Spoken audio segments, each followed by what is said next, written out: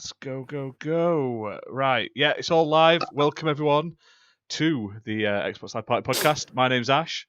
I am joined by not just our regular cohorts of Fabio, Alucard, KY Bob, and Slayer Exclusive. Virginia, unfortunately, couldn't make it today, and we have brought in a last-minute guest. So I'd like to welcome Sensei. How's it going? Mission control, and I'm about to, shoot off a shuttle with all these screens. How's it going?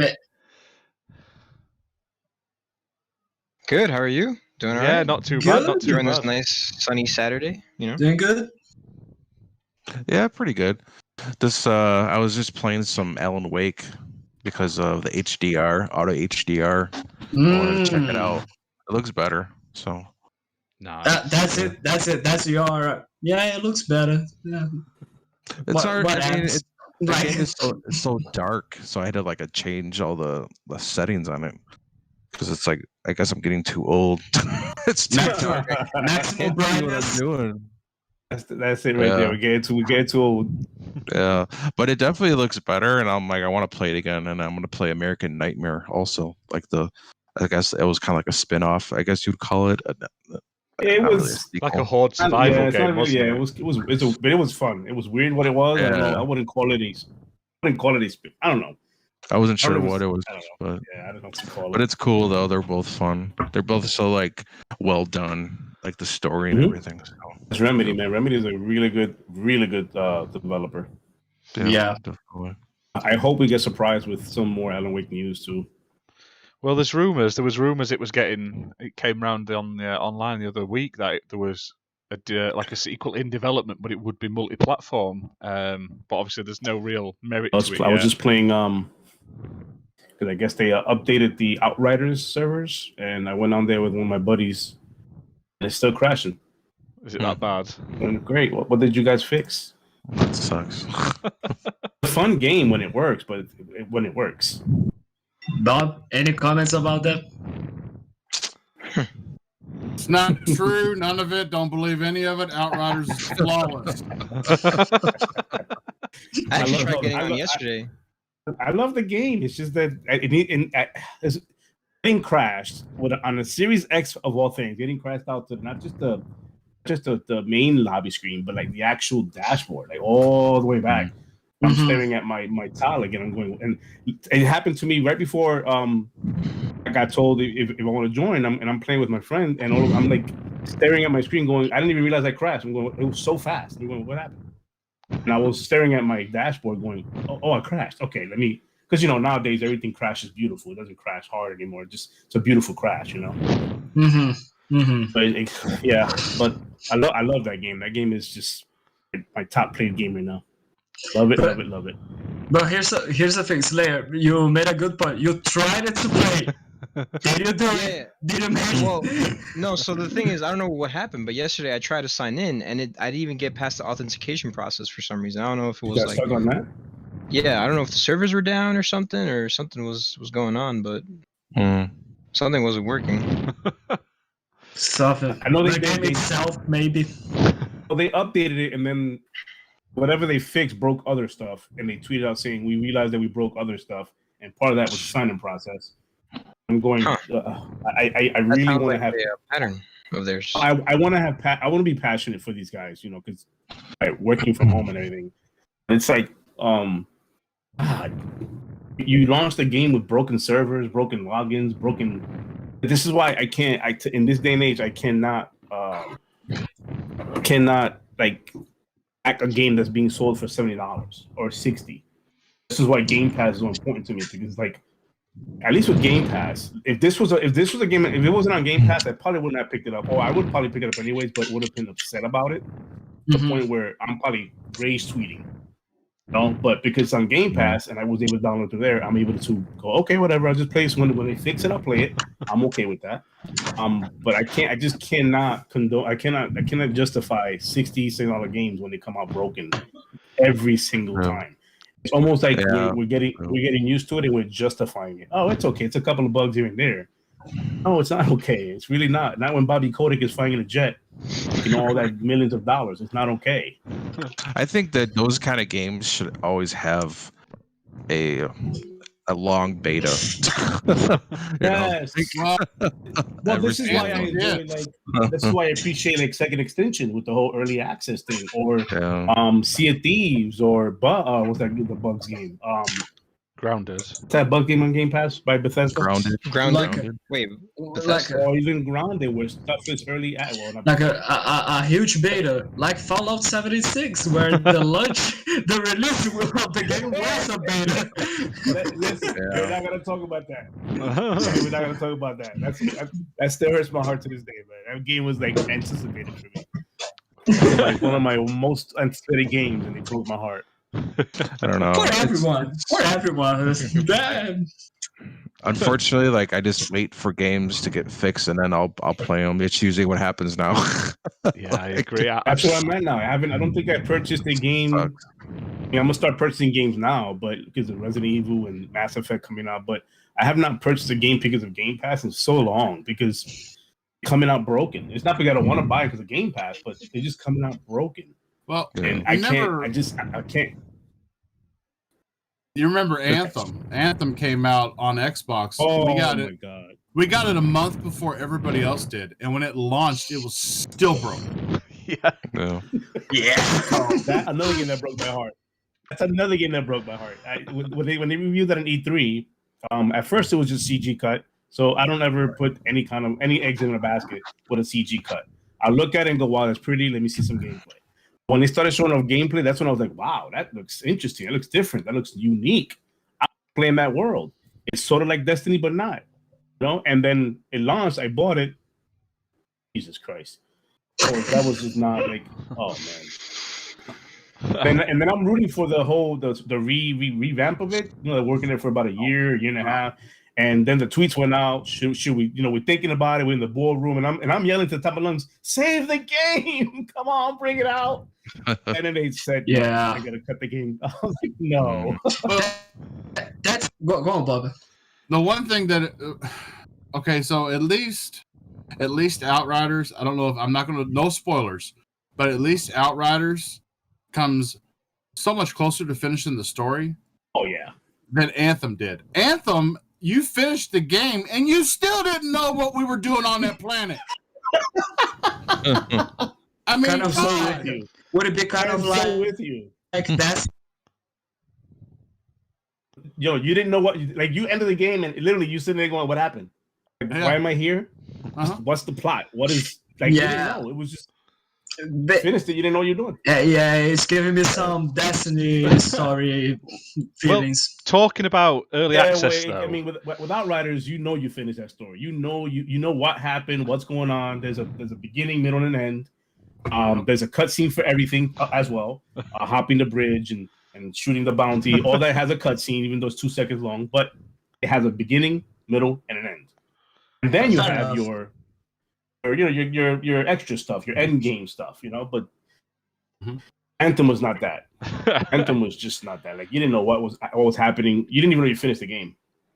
And that's how Anthem it came was out- for me. I was like, wait a minute. Anthem came out before they even had the story finished. And then they never did nothing with it. Fair enough. It happens. They were supposed to ramp up or clean up with the revamp, like the whole loot system, and even the looting was terrible.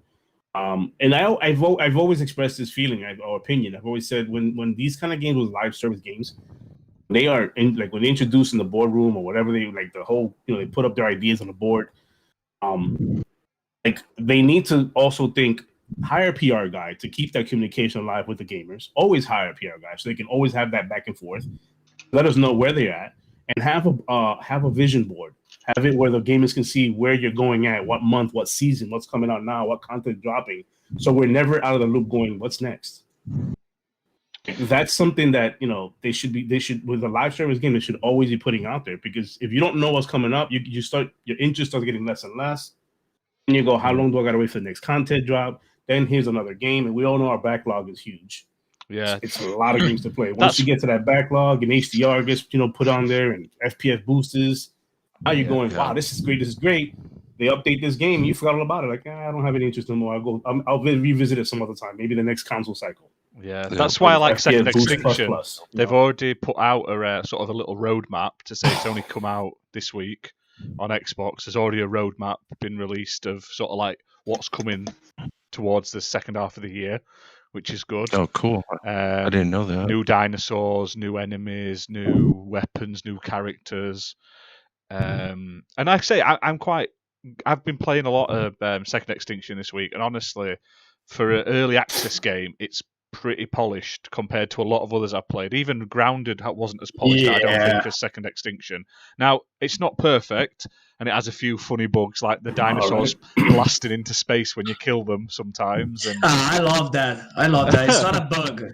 It's an art form. It's just an art form. It's simple as that. But stuff like that, like I say, it works well. It plays well. It's good to go. It's got achievements. It's graphically there. It's not like half done and half baked. I mean, there's obviously more to be added to it. It's a bit light on content, but for an early access game, I've not had this much fun in an early access game in ages. And like we've been playing it, you, me, Fabio, and Alucard joined us the other day as well. With a group of players, it's so good. But here's the thing: who here already played Second Extinction? I have not gotten a chance. And how many of you played solo? I tried it. And I tried. what? And what did you think? It was really, really hard. Yeah, it's pants solo. It is not a good experience solo. Yeah, so here's the thing. It's a pretty fun game to play. It's awesome that it has achievements. I like the way the things are going, but it's only fun if it is on co-op. That's a fact. There's no denying that. To be fair, if you play Left 4 Dead, and I love Left 4 Dead, it's one of my favourite games of the Xbox 360 thing. Playing solo on Left 4 Dead wasn't that fun either because the AI on that was stupid, and it was rock hard. I mean, Left 4 Dead. It was. I would class it like one of my all-time favourite games, 1 and 2. Yet I wouldn't play them on my own, basically. So I can understand why it's nice that they've given that option for those solo players that haven't got friends or good internet or anyone to play with. You know what I mean? It's at least it's there. But this isn't a solo focused game. It's quite clearly the marketing is 3 people against shit tons of zombies. Even with 2 players, we were struggling on some missions. But as soon as I was saying this to someone earlier, as soon as you sort of realize and understand how the game plays, it clicks. Like with the first couple of missions we played, we absolutely were sucked and we were getting battered in it. I were like close to raging just a few times. Then it's clicked and we're like running through missions now and like we're just dropping stuff. We're taking on T-Rexes just because we can now. Yeah, it is interesting how even though we started without having any idea how to play, it felt natural to understand and to learn the mechanics and how the game works.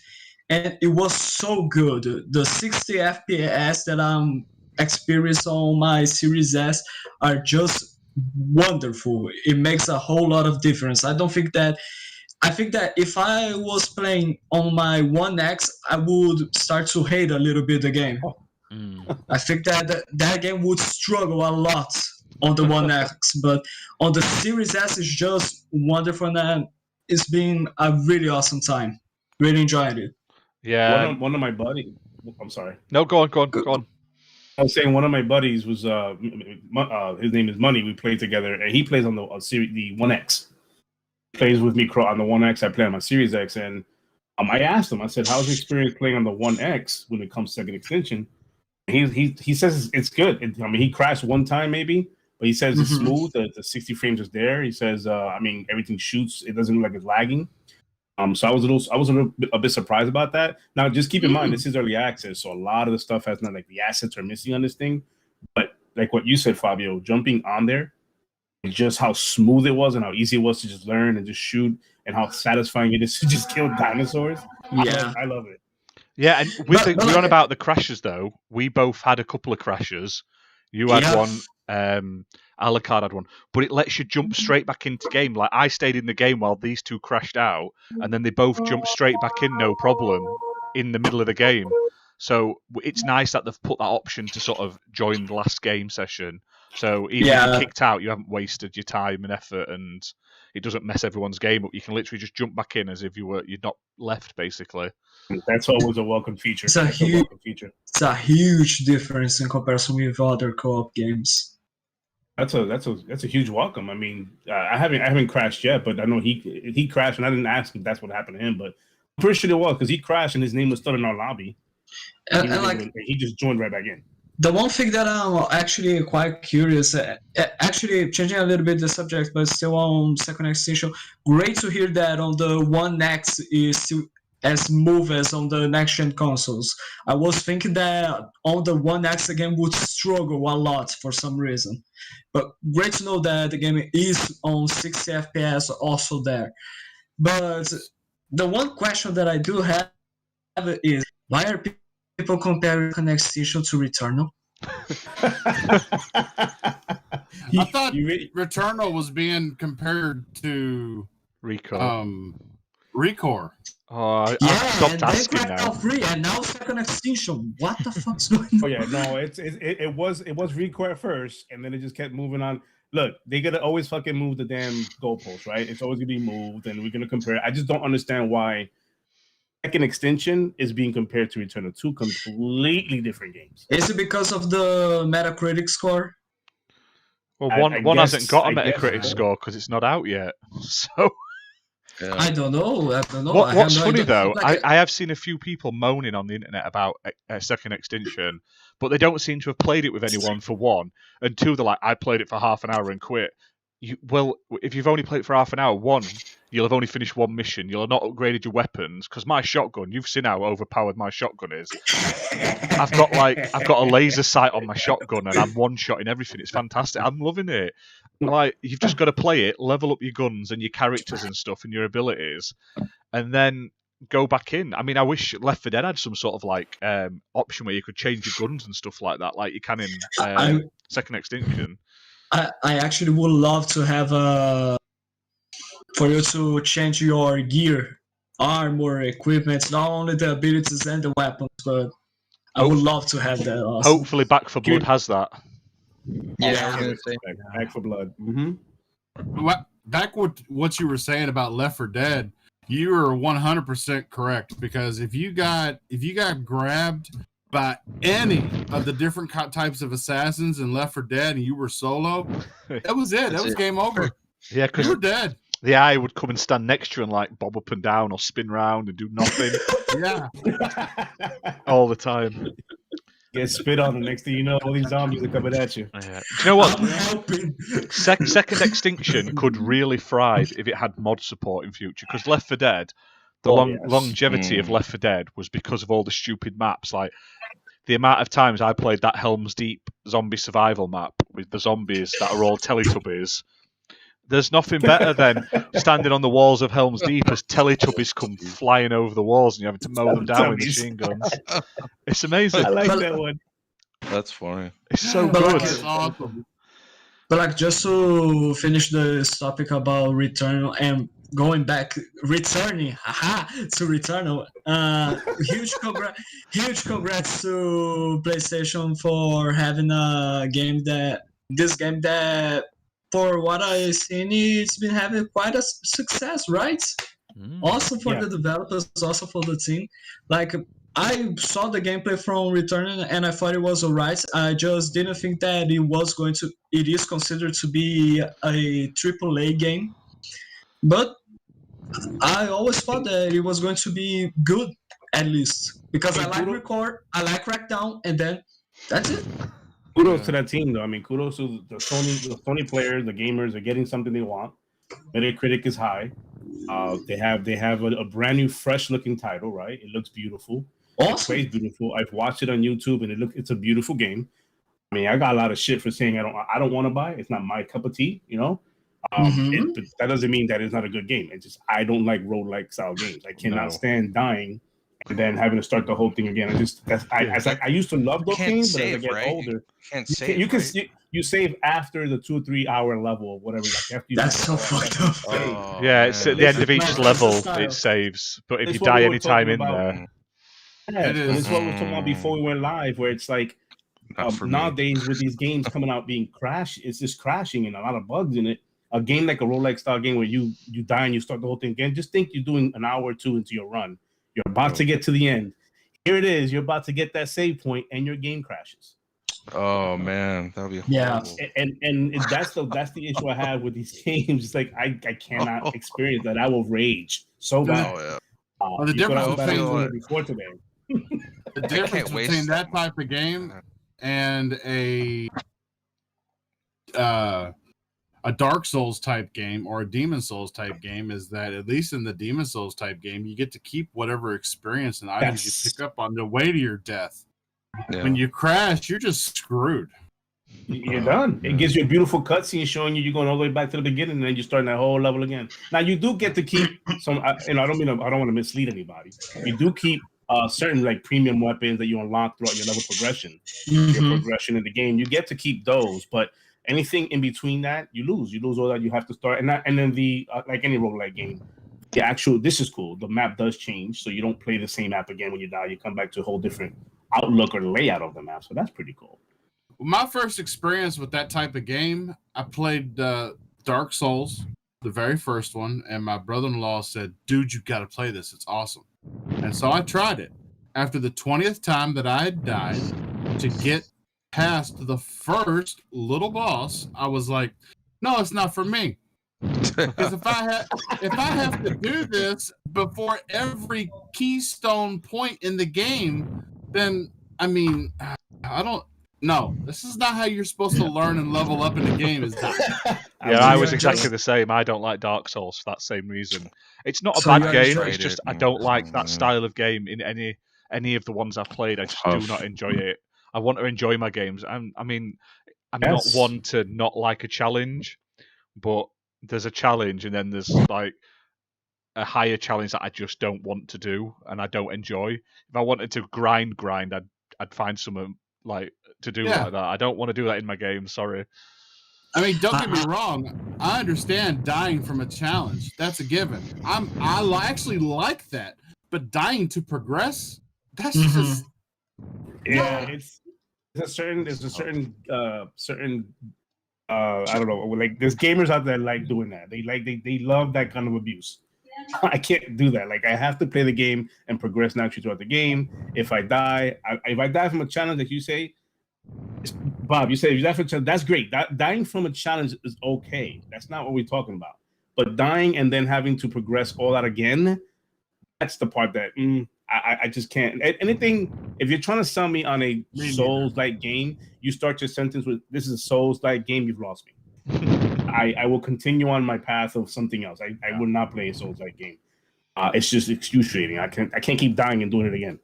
Grinding is reserved for online MMORPGs and looters. That's it. Yeah. Mm-hmm. Fair enough. Nothing else I want to grind in. Fair enough. Right, we'll move on to the news because there's a fair few bits. It's not been as major as the last couple of weeks, but there has been some notable sort of things. So first up on our list is you can now preload the Resident Evil Village demo. So if you're on Xbox, PlayStation, it's available to preload and it's playable for the next week as of later today, I believe. It comes out in the next couple of hours that it'll unlock. But it's only 60 minutes, so you can play it as much as you like for a week. But as soon as you've played 60 minutes of it, that's your time up. It'll stop you from playing, which I do not understand. It's a demo. Let us play the fucking demo. Stop time limiting demos. Did they change that? Because I'm a little confused. I thought it was. I know it's 8 hours. You have 1 hour and you choose which one, right? You choose either the village or the mansion. You've got up to 60 minutes total, from what I can gather. I don't know 100% what it is. It was originally going to be for like 1 day, and you could play for 60 minutes in that day. They've now extended it for a week, but it's still only one hour. So you can still play the demo after the game comes out, but it's time locked for an hour, which fair play. But let us restart it for another hour. Why do you have to stop us being able to play it at all after an hour? That baffles me. It's a demo. I agree. I was going to ask you guys, how do you guys feel about that? I mean, it's a demo, no? I mean, shouldn't it just be a wide open demo we play it, or? Are you okay? Are you guys okay with the time?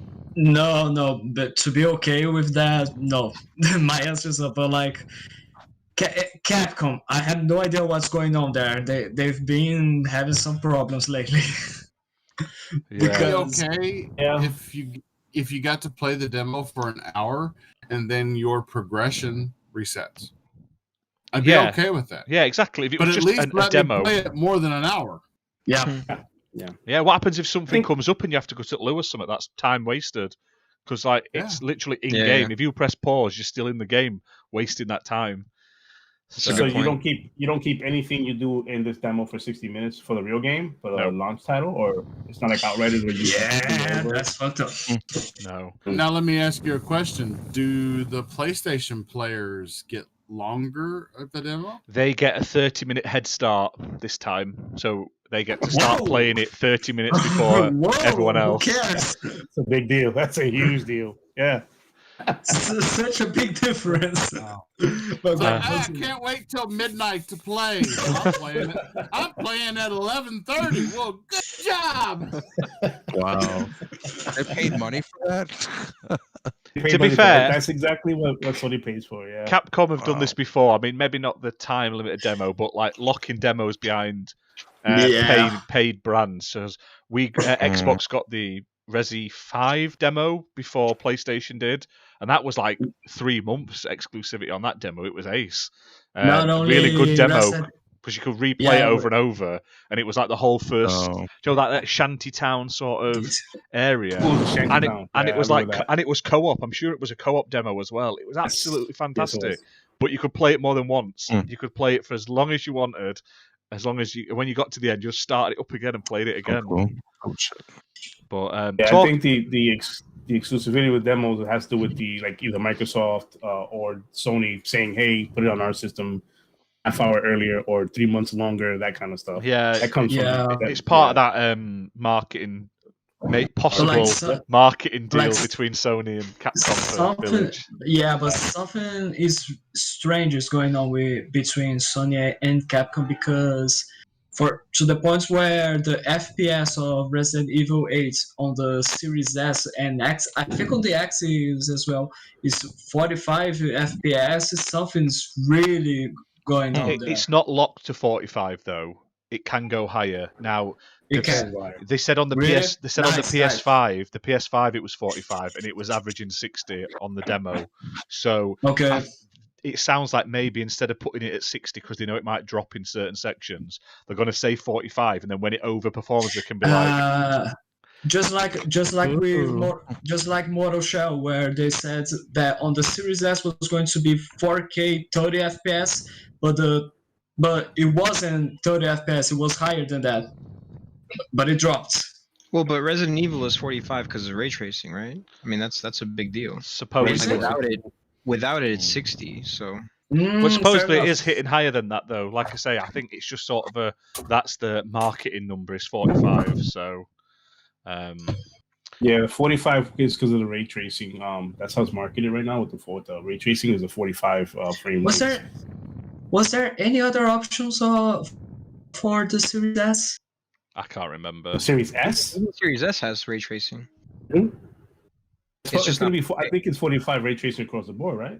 Yeah, it's just not gonna. Series S is just not gonna have 4K because it can't do it. But for sure. It's just because I started to think that without ray tracing was going to be 45, and then with ray tracing it was going to be 30. No. They've just said 45 as like a ballpark figure, I think, so they can't get moaned at when it comes out if it dips. And it's a smart idea. I mean, it sucks, but it makes sense if it 50, say 80% of the game is at 60, but 20% is 45. If they market it at 45, 80% of the time you're going to be happy. Do you know what I mean? Correct.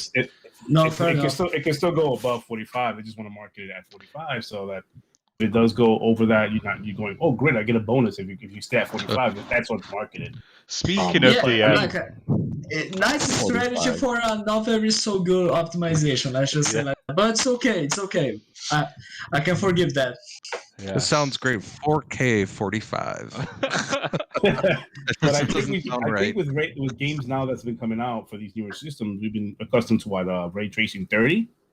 A 45 just been 30 Yeah. to this point. So I think the 45 is like it's gonna be the first game that is 45. If I'm not mistaken. The ray I mean, what tracing. other game has ray Advertised. tracing so far? We have Control. Control has ray tracing in it. Spider-Man on the PlayStation side has ray tracing, but they've been at 30. Spider-Man is ray tracing at 60 now, I believe. I think they brought Is a it patch with out where 60 or? it's. Oh yeah, you're right. They patched it up somehow. They've done some wizarding on that. It looks amazing. I give them credit. I mean, What game is that? Miles Morales Spider-Man? on PS5. Oh, is it? It now runs at 60 with ray tracing. I don't know Ray what they. tracing. I But don't know if it's 4K, 1080. but still. Oh, it's 1080. It's 1080. They're doing a hardware conversion ray tracing on Watch Dogs Legions because Watch Dogs Legions uses DirectX ray tracing, and PlayStation doesn't have access to DirectX, so they're using a hardware alternative to that. Okay. Oh, wow. But they do have ray tracing in Watch Dogs Legions also. Okay. Yeah. Okay. Speaking of Resident Evil Village, I'll jump ahead to something I had on the list further on, but we may as well talk about while we talk about the same game. They have announced that the multiplayer add-on that was coming with the game has now been delayed. So Resident Evil Reverse, which is a multiplayer shooter component, which was going to be like tagged on with Resi Village, similar to how they did it with the last one. Do you know, with Resi 3, it had a multiplayer add-on. Well, this has been delayed till summer. They haven't given exact time, but summer 21 now. No explanation for the delay, but supposedly the recent open beta they had of it was having loads of issues, and they had to suspend it because of matchmaking issues as well. So they've it's still coming out. You'll still get it when it does release, as long as you've bought Village, but it's not going to be there day one. Not a bad thing, because the multiplayer Resident Evil add-ons are crap, and this one looked even worse because it's not even like trying to follow a sort of canon or story. It's just throwing everything in from all the past games for no reason at all, just to sort of pull on the anniversary heartstrings, really. But yeah, so that's a bit of a disappointment there, but I suppose it means more people will play the campaign. Yeah. I mean, I look at stuff like that. It's disappointing it's not going to come out launch, but I look at it as a maybe additional extended support once the game becomes 6 months out, let's say, and you replayed the game, you ended it at that point, you've done what it can, and then here now multiplayer comes along. It kind of extends the life on it. Is how I look at that. I'm disappointed it's not coming out on launch day, because that's one of those moves I've been looking forward to, because I'm more of a multiplayer kind of guy. I mean, I look at it that way, an extension to, life extension, the quality of life to the game. Fair enough. Next on the list, they've announced the games with gold for May and the PS Plus games with May. Does anyone have them in front of them? Because I haven't got the list right here. And a lot of selection of games. Let me get this just a I second. have the PS5 one. Okay, I'll get the Xbox. Give me 2 seconds. Go on, say it. Talk about the PS5. So for PlayStation, it's Wreckfest, Drive Hard, Die Last on PS5, Battlefield 5 on PS4, and Stranded Deep on PS4. All actually not bad games. Like I say, Wreckfest is awesome. Yeah. And it's the next gen version at least, which is nice. Next gen. It's the possibility. So for the Xbox, we got Armello, Dungeons Free, Lego Batman the video game, and Tropical 4. So you see, it's the same thing. It's just Hey, those are good games. So. yeah, I know, I trust that. But goddamn, I would Slayer on it, man. It's a good game.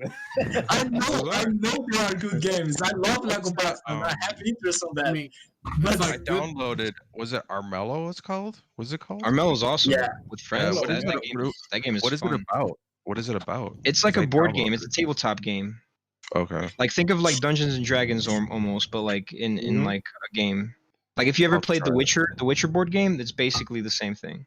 Okay. Like you have like quest cards where you do like quests. nice.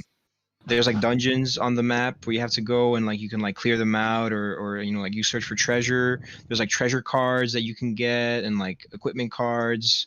I think it's up to 4 players. This game actually has like a unique twist on it where so there's like a king, which he's like basically he's sick. he has like this curse on him, and like after like I think like 20 turns or whatever, he'll like die.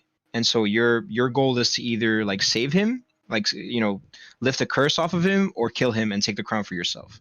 And so there's different ways to win though. Like you don't have to just win by those two ways. There's like other ways where you could just like whoever has the most like points, prestige points, which you gain by like completing quests and like killing like some of like the evil cursed dragons that are there that pop out randomly. It's pretty cool game. I like it. I enjoy it. Nice. The thing about these games that come out, it's a variety. You're gonna get different things played on it. Like, they're not meant for hardcore gamers who are only playing AAA games and brand new games. Like those, like if you're that kind of a gamer where you play only Call of Duty every time, this you're gonna look at this list and go, it's not for me. But if you're one of those gamers that are into the indie scene or games that you may have wanted to try back then, and you don't mind exploring something different, even if it's from back in the days and that kind of stuff, or maybe a game that you go, oh my god, I remember that game and I never got to play it. Let me play it now. That's what this is meant for. Right here. That's what it's me right here. That's how I play. As I'm getting older, these things have been more and more attractive to me. Like I go and see this thing, oh, Tropical 4. Oh my god, I gotta play that. Like those are games that I could have picked up back then, but I was more into the AAA scene. Just ignored these games, and now I'm going, wait a minute. These games are pretty interesting. Let me try it now. And it's free. Like I was going to say about that, I'm not saying that those games are bad, because I do have interest in Lego Batman. I love that game, and also Tropical 4. Plus, both of those games, since they are 360 games, they will be yours forever, no matter if you unsubscribe the games with Gold. Like I think Fabio, would it be free if you remove the battery from the Xbox? Is it still able? Can you still play it? Or? There's no battery on your gamer tag. Sorry, I had to get that in there. You know what I'm curious about is, so we've all been on Xbox for their games with gold games here lately. They've been lacking. And yet on the other side of the aisle, PlayStation has been, I mean, not really knocking it out of the park, but they're doing a damn good job. Well, and everybody says, well, wait for Sony's counterpunch to Game Pass. Maybe them actually offering good games with the PlayStation Plus is their counterpunch. That's what I was thinking. Yeah. I think we already discussed that, right? We mentioned it last time, I think. But I just kind of want to reiterate, like, I really think that's like a very subjective view. Like one person can say that the selection that's on Games with Gold is lacking, but like another person, can say like, actually, that's an amazing offering. Like, all four of those games sound very interesting to me. And maybe, when you think about like price wise or like, Metacritic score or whatever, then maybe, okay, yeah, there's a difference there. But like, it's very subjective because each person has their own like tastes, like for likes sure. and dislikes. So I think what it is that like they're giving away AAA games. And Xbox is giving away they have to smaller give games. It's not that great. They have to give the games. I did rag on these games with goals, didn't I? Though I did rag on these in our Discord, saying I thought the games with goal was quite bad. Now all the games aren't bad games. I don't. They're all interesting. I'll take all of them because technically it's a bonus for me having a subscription, and free games are a bonus. But what annoys me the most about them is where they put like, this is a value of $80. It's like no one's going to pay $80 for those. These are like £2 games nowadays. That's the only thing that because I love the difference. I love getting like a kiddie game and a driving game, because when you've got kids and stuff, they want to play different things to what I want to play. So having this sort of extra content is great for them, but when you look at the sort of price value difference, like they're getting the like Sony this month is getting Wreckfest PS5 edition, which is pretty new, and then last month we got the Abe game, the brand new Abe game. The value, I mean, I'm not super pumped about either of them. I mean, I've got Wreckfest on Game Pass, so it doesn't like draw me. But like when you look at the actual value of each, the amount of games, the Sony ones at the moment are a lot higher in like overall money value for what you're getting. So when you look at it from a value perspective, you go, oh look, they seem to be getting a lot more value for what they're paying. To me, it doesn't matter because I would subscribe to Gold or Game Pass anyway. And I remember when you didn't get games with gold, it was just a bonus. So I'm never going to say no, but as an argument for these like Twitter trolls and stuff, you can see where they go. Well, we're getting the Xbox has given us Lego Batman 1 that came out 2007 or 8 or something like that, and that you can currently buy for pennies.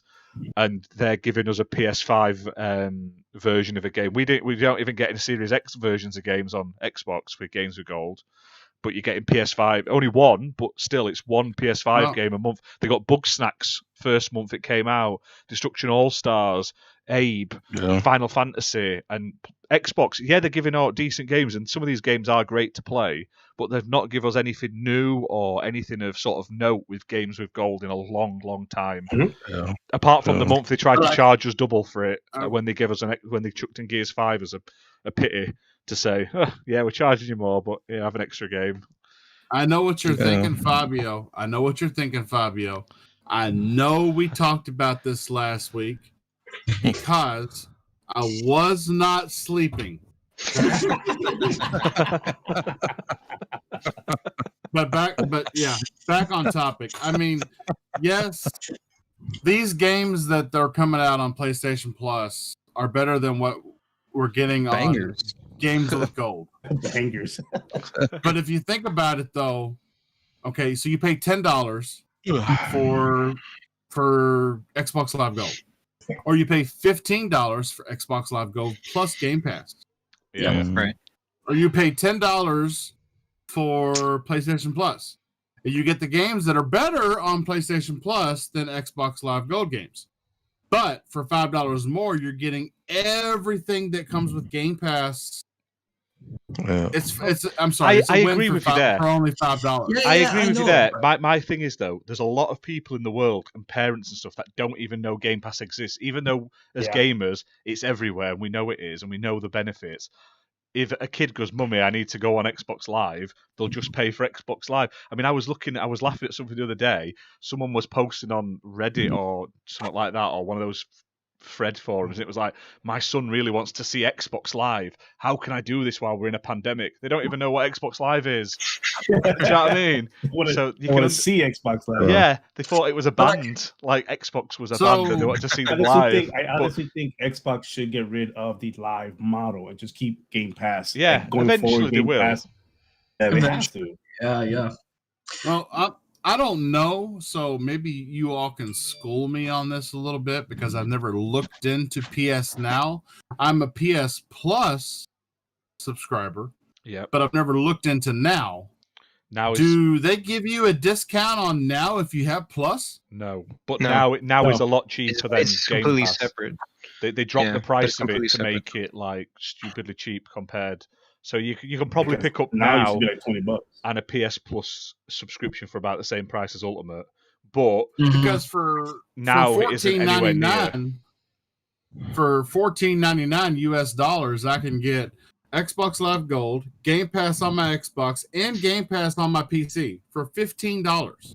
And streaming. On your phone. And Xcloud. Mm-hmm. Oh, I agree. I'm not disagreeing, but the general population is full of morons and people that aren't computer savvy, and they don't know the benefits. They don't even realize what Game Pass or PS Now is. They just see PlayStation Plus, Xbox Live, and we need these to play online games. And they're like, well, they're both roughly the same price. I think Xbox Gold is actually more expensive at the moment than PS Plus, and they're getting loads better games. So for the non-initiated and up to date and the know-its, they think they're getting shit on by Xbox, and they're not really.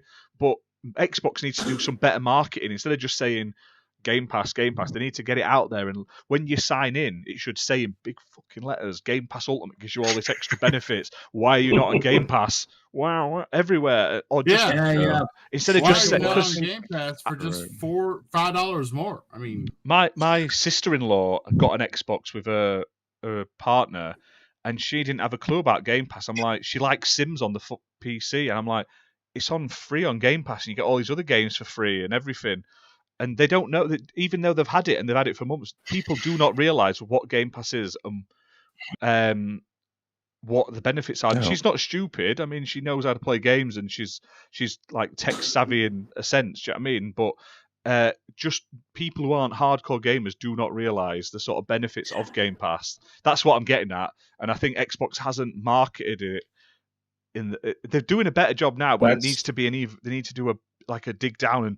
That's always been an Xbox. That's always been Xbox kryptonite, though. Marketing. It's always been the kryptonite. Their marketing has always been off. Yeah. It's I don't know why. It's just one of those things that Xbox has never been clean with their message. It's always been so much at once, and it confuses the grandma buying Xbox Live for their grandchild. With PlayStation or even Nintendo, it's straightforward. Buy our game, play our game. That's it. That's what we're here for. They're not trying to tell you they got PSN Now and all that stuff. When you get into their console, that's when you're sold on PS Now and PS. Shout out to that guy P Money in the chat. Hey, my boy. Sensei has got fans in the chat. Oh my god! There we go. Yes. Awesome. I'm here, but he's got my back.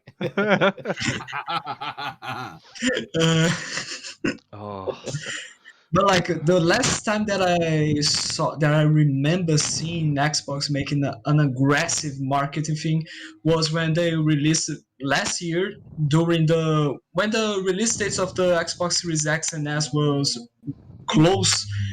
That video where they showed off all their new studios and that, we are buying Bethesda. Like, this was the last time that I saw them being aggressive.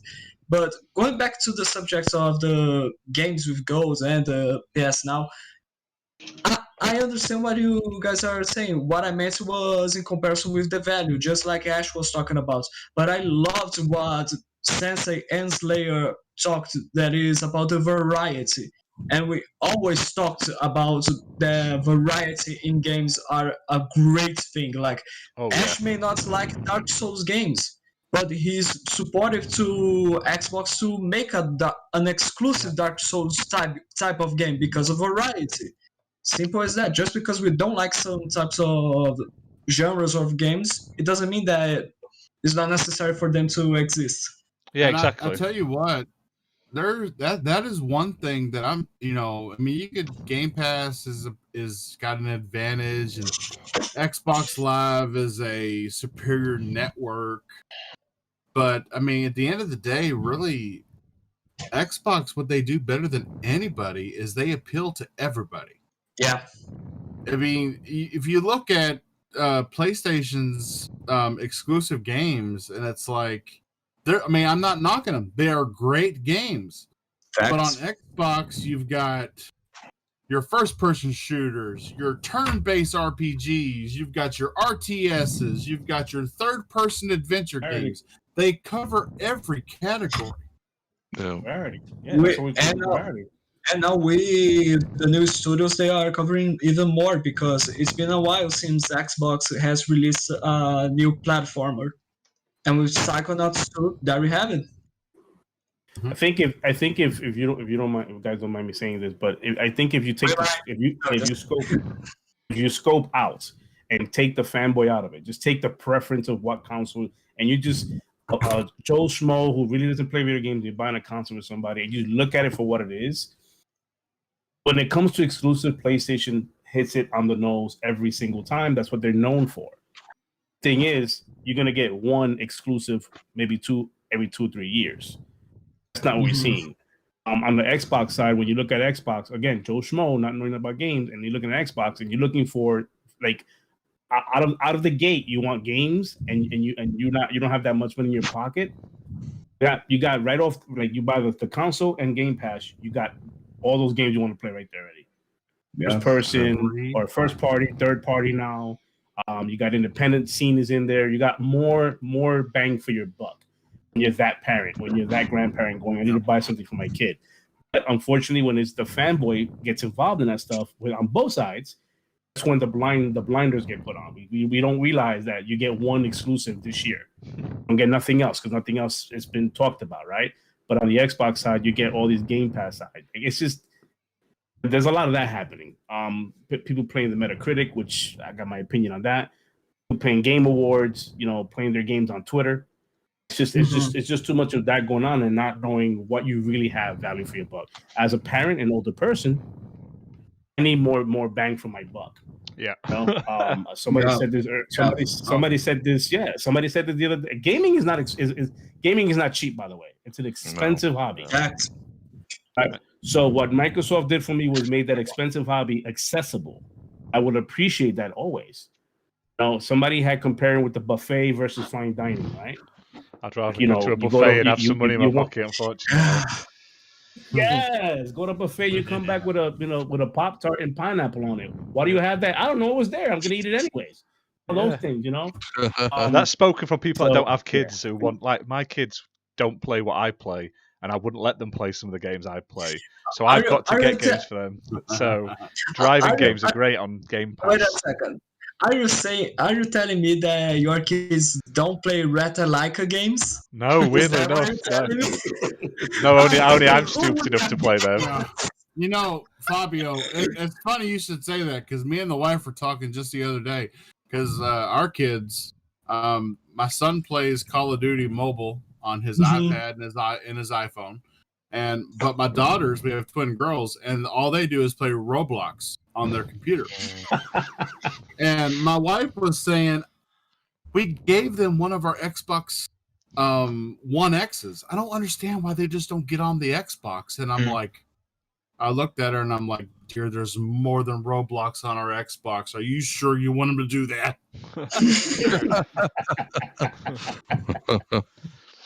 So, I mean, they're only 11. If they were a lot older, I wouldn't really care what they, to each their own. I wouldn't care what they played. Exactly. Speaking of games on Xbox, I'm going to segue into the next bit, which is the games that are coming out next week. These are the ones that have been announced, so I'm just going to run through them quickly because there's some actual decent ones coming out next week. So on May the 4th, we've got Dark Knights with Poe and Munro, which is like a FMV live-action pick-and-choose game by the looks of it. We have got Dragon Quest Builders 2, which is also coming on Game Pass, which everyone should play because we need to get as many Dragon Quest games on Game Pass or Xbox in general as possible. And Dragon Quest Builders is pretty good. It's better than number one. It was previously only on Switch and PS4, and I think it was on PC, but it never came to Xbox. Finally here. It's on Game Pass. Give it a play. It's basically like Minecraft mixed with Dragon Quest sort of quest and stuff, but it's got like the blocky sort of and building sort of styles of Minecraft built in with like a town building sort of simulator and doing proper quests and stuff. Hopefully we'll eventually get the Dragon Quest Heroes 2 spin-offs because they are both amazing games and are two of the games that I miss playing that I don't have access to because I haven't got a PlayStation like modern console at the moment, but they were both absolute bangers. I'll call it bangers because I put too many hours into them. It was awesome. So hopefully with Builders coming, we may get Heroes 2. And also a spin-off on that, Ni no Kuni's supposedly been rated for Switch, Ni no Kuni 2, so hopefully that might come to Xbox in the future as well, because that's another awesome Japanese game that we never got over here on Xbox, and it was only on PlayStation and PC, and both of them are both fantastic games. The first one more so because it was done by Studio Ghibli as well, whereas they didn't have any involvement in the second, but they're both really good games. Back to releases on May the 4th, we've also got The Colonists, which is like a relaxing sitting building game inspired by The Settlers. May the 5th, we've got Dull Grey, which is a visual novel. You can find the review of it on our YouTube channel that I did the other day. It's on sale as well at £3.35, so check that out. The Wardrobe Even Better Edition. Now, this looks like a 2D classic point-and-click adventure game. Looks quite interesting, so I'll probably check that out.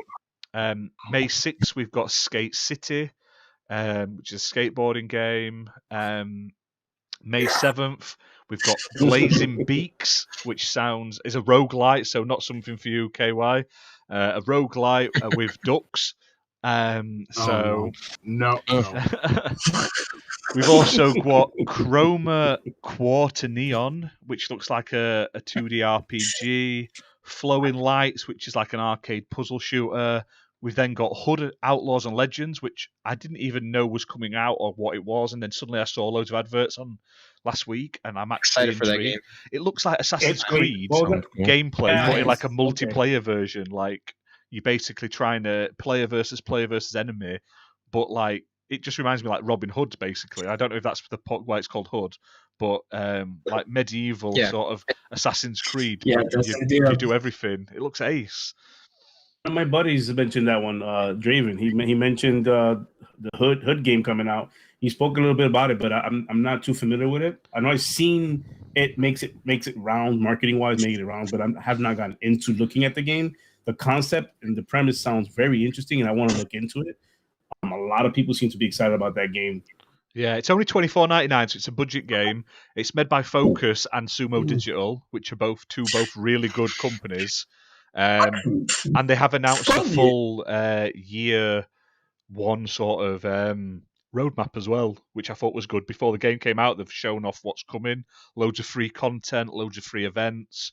So it's definitely it looks like a game that could have a lot of content coming in a quick succession, which is needed in this type of game. So, Funny, I thought that the Hood game was going to be a temporary exclusive to PlayStation. Doesn't look like it. They might have had marketing rights up until release, but I thought that it was going to be, but okay, nice, great to hear it. We've got something for Slayer. We've got Infesta, which is a Ratalaker game. I'm not even going to read about it because we know what it'll be. Curse. Are we going to talk about what happened yesterday? What? Maybe not. Slayer deleted me off the achievement tracker. Oh, no, that did not happen. That did not happen. We were watching it live. We were playing Second Extinction. I'm like, Fabio, I bet he's going to play some games to catch me up now. And you started playing Cruise Brothers, and I'm like, he started, and I was like, I'm too tired to keep going, but we had a good chuckle about it. And then I tried to check where you were up to, and you'd gone off the thing. But when I restarted my Xbox, I don't know why that happened. So it must have been a weird glitch. That was so weird. Oh, no, that is dirty pull, Slayer. Dirty pull. No, I did not. Ash was like, this motherfucker's really trying to play shitty games to get my game score. He's like, watch, I'll hop off here, and then when I hop back on, I'll be like 400 ahead, and he'll be like, what happened? That's it. See, I had a plan in mind. And it was gonna be because there was only like 4 hours left, I think, or whatever, when I finished with work. And then I was like, all right, I have a list. I have like 2 or 3 games that I wanted to just get through because they were like 30-minute games. But then like I said, a friend of mine came over, so I was like, I'm not gonna just make him sit there and watch me. So So yeah, no worries, if you haven't guessed, I won, and I'll claim that victory for this month. That's 2-0 now. Last month and this month. Last month for this month. It's going to absolutely wreck me this month in May. That's what it's going to be. To be fair, I've gone through most of my quick games now. I'm just clearing out through my backlog at the moment. So my focus this month is I have a bunch. I have a bunch. I have like 40 of them still. I do get a lot of Ratalaker for review copies. So fingers crossed I'll get a couple, but I'm not rushing out. Tell you what, Sir Lovelot, it's not a super quick game. You're probably looking at about 4 hours, 3-4 hours. But for a 2D sort of platform game, it reminded me of like a casual Super Meat Boy. That is really fun. I've put a review up today. Okay. I was honestly surprised at how good it was. And it's straightforward. You'll get the achievements just playing to the end of the game. But nice. Really fun. That one's been on my radar, actually. Yeah, it had never cropped up to me till I got a copy of it, and I played it, and I was like, "Wow, this is really, really good, actually." So, see, I check the store every day. Like I literally go on the first thing that I do when I get on my Xbox every day is check the new game section on the store just to see if there's anything interesting. And that's usually how I come across some of the games that I play. But shall we continue the schedule? And sorry, go ahead. I couldn't resist about that. No, it's okay. I mean, I don't know. Like I said, it was definitely a glitch because I would not. Yeah. That's You not, know, that's not me. I know that's what I'm hearing, but what I'm seeing is that he had a friend over. He's admitted that, so it was 2 against 1. That's it. They were So trying to by double default- team me for easy achievements. That's Right. it. So by default, Ghostbuster wins. Period. Yeah. No, he won. We ended up playing. Actually, I didn't get a chance to say it in the beginning of the show because we kind of skipped that segment. But we ended up playing It Takes Two, and that game is a lot of fun. A lot Nice. of fun. I That's can't- on my I can't- radar. That. I can't recommend that game enough. That Man, is the perfect game for whatever your orientation. That is the perfect game for a couple to play. Oh Me yes. and my wife have played That Takes Two, and we've had so much enjoyment out of it. I can't even imagine playing it with anybody else but my significant other. I mean, I plan on doing that as well, but like it's fun with a friend too. Like, you know, we had a lot of laughs. We were laughing at like some of the cutscenes and some of the things. Right. Like Oh, yeah. dialogue. Right. It's really fun, and it's very whimsical. Like, it's very, you know, that game does not take itself But, like- seriously. You know, it just It has a lot takes of on good ideas. it takes on serious issues, but in a good in a Yeah. like it doesn't focus in on that because I'm playing it with my 19-year-old son, and we plan on finishing it today, and it's just fun. It's Nice. just a fun game. So it doesn't take itself too seriously. So what you're saying is it's the gaming beyond the box game. That was a shout out.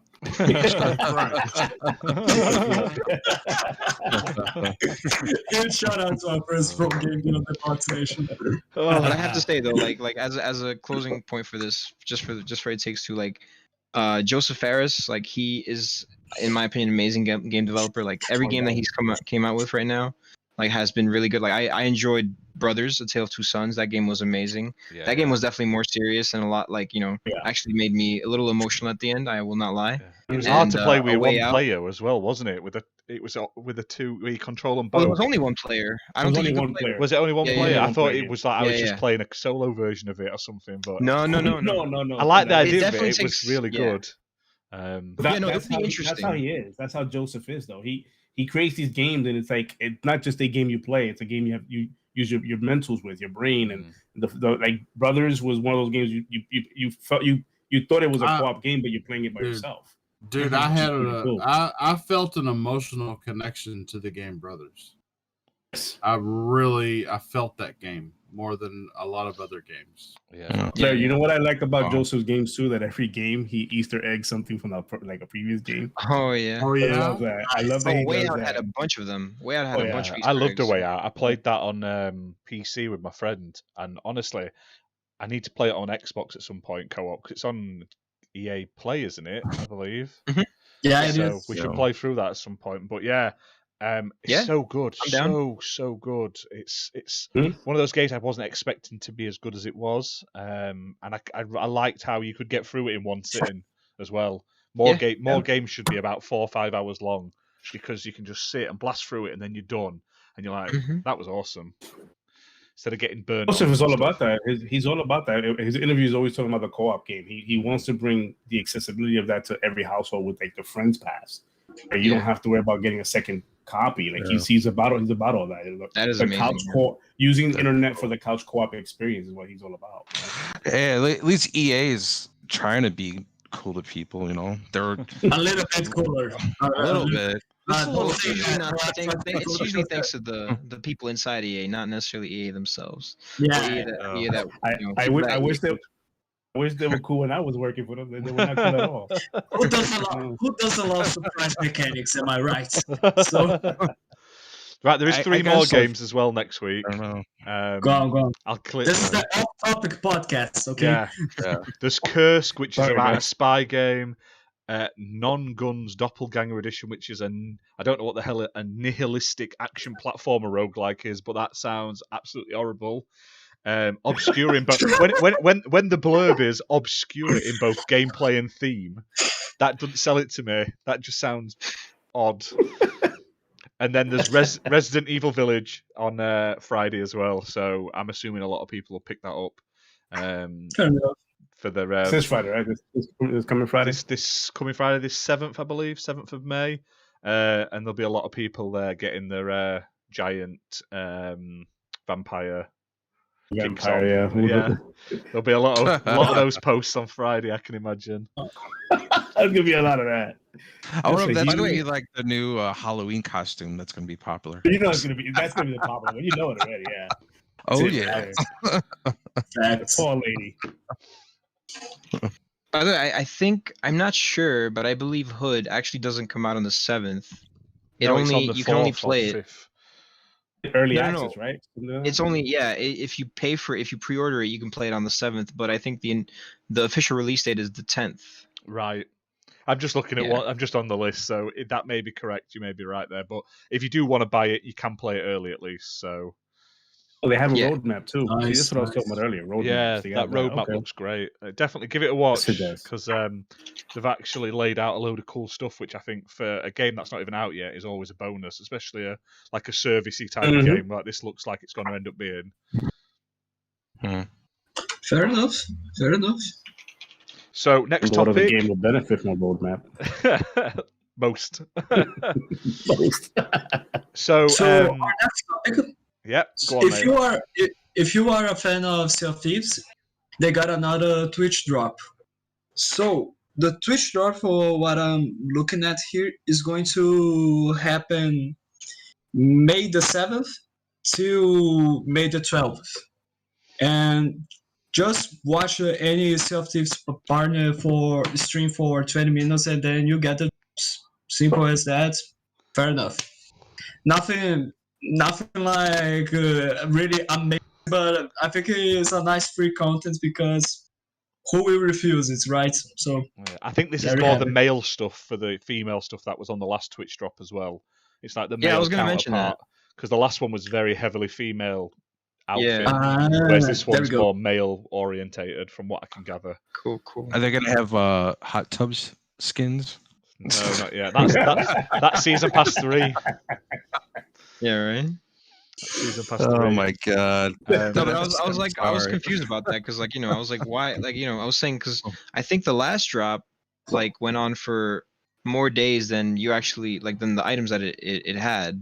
So I was confused because all I saw was a dress, and I was like, wait, where's the male version of this? Why couldn't they just put one day the dress and one day the jacket? But then I was like, okay, that's weird. I mean, I'll still get it, but Like you got that and you wait, something feels really wrong here. What's going on? Hey, you're not supposed to wear the dress? Yeah. I should start doing that in Sea of Thieves. Feel free to do it. I thought you were going to say you're going to start doing that on podcast then. I'll start wearing a dress. Oh, no. I don't know if we're that desperate yet for clicks. But... Yeah, that's the push to 500 subscribers. You heard it here. Alberto, the next episode is going to wear a dress. That's it. It might be. You might get negative reviews, where they take them back, or somehow. I don't know.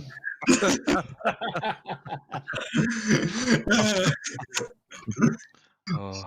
There's also Alright, been let's a move on. Sea of Thieves RPG book expansion announced this week as well. Its pre-orders are now live. So if you haven't heard, Sea of Thieves does have an actual tabletop RPG like D&D.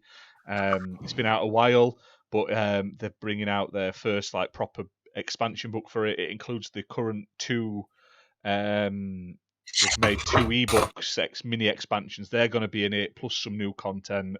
And also, if you do pre-order it, you do get a ship skin as well, which is great. I'm not going to lie. I bought the Sea of Thieves original RPG for, what was it, 60 quid, and I sold the ship sales for 100 quid. So I was very happy that I had my Sea of Thieves RPG book in the end. So yeah, it's good playing it. And I mean, if you like RPGs but you're not super hardcore into like D&D and that, the Sea of Thieves RPG is super simple. What I might say is, if you guys ever want to try it, I've got Tabletop Simulator on Steam. I've got a Sea of Thieves table and everything with all the content in it, so I can actually run a session. So one day I want to actually run a session with some people. So I'm gonna have to nick some of yous for a one-off sort of RP session for Sea of Thieves to see how it actually I'd like plays. to try it. Yeah, it's super simple. Like I say, you don't even need anything with you because all the dice and the tokens are on the tabletop simulator table. All you need is the rules I give you basically from the book. So Let's do it. I'm down. yeah. Nice. I didn't even know that even existed. So that's a It's first. made by a British company, so it's not super well known in America, I don't think. But And first time I'm hearing about it too. I found out about it because Freddie Prinze Jr. was into it loads, and I saw it on his tweets. I was like, I need to get into that. So I've been meaning to play it for ages. I've had it sat. I've got all the PDF books and everything. I've got PDFs of the main core book and everything like that you get when you pre-order it. And I still haven't played a proper full game of it with anyone because as soon as I bought it, bloody COVID it, and we've all been in lockdown, so I've not seen anyone since. So one day. And you, in an act of pure desperation, you made friendships with guys on the internet. That's it, and then you made a podcast with them. Simple as that. Soon as lockdown's over, I'm off, lads. Sorry. That's it. Yeah, right? I'm off. We'll see you in the next lifetime. Boom. There we go. That's the end. That's how he's gonna end the last podcast before quarantine ends. I'm not even going to tell you. I'm not going to say it. Okay. You'll just all turn up the 1 week, and there'll just be no one there, and it'll just not happen. So it's 3:30. Are we gonna keep waiting here, or what's going on? I'm not that cruel. Honestly, listeners. Discord. Tell you guys, Discord's gonna go away. Like just disappear. Yeah, I'm gonna block you all in it. You'll never know. Yeah, right. Just kick us all out. No, I'll leave you in it. I'll just remove you from all the groups apart from one, and it'll just have a picture of a middle finger up, and that's all it'll be. And I'll not say anything. Damn. And a potato, and that'll be it. Potato. There you go. Beware. Beware the administrator of the Discord server. Worship him well. It's a potato doing the middle finger. Is that? Yeah, exactly. I was gonna say, because it's funny. Like sometimes my friends and I, like on our Facebook chat, we do the sunglasses emoji, but we put the middle finger on each side, so it looks like he just has two middle fingers up. That's what you're gonna do. You're gonna put the middle fingers on each side and the potato in the middle. Oh my God. Fair enough. Yeah. It's always a good laugh on this, isn't it? Yeah, that's the podcast. Off topics all the way. That's it.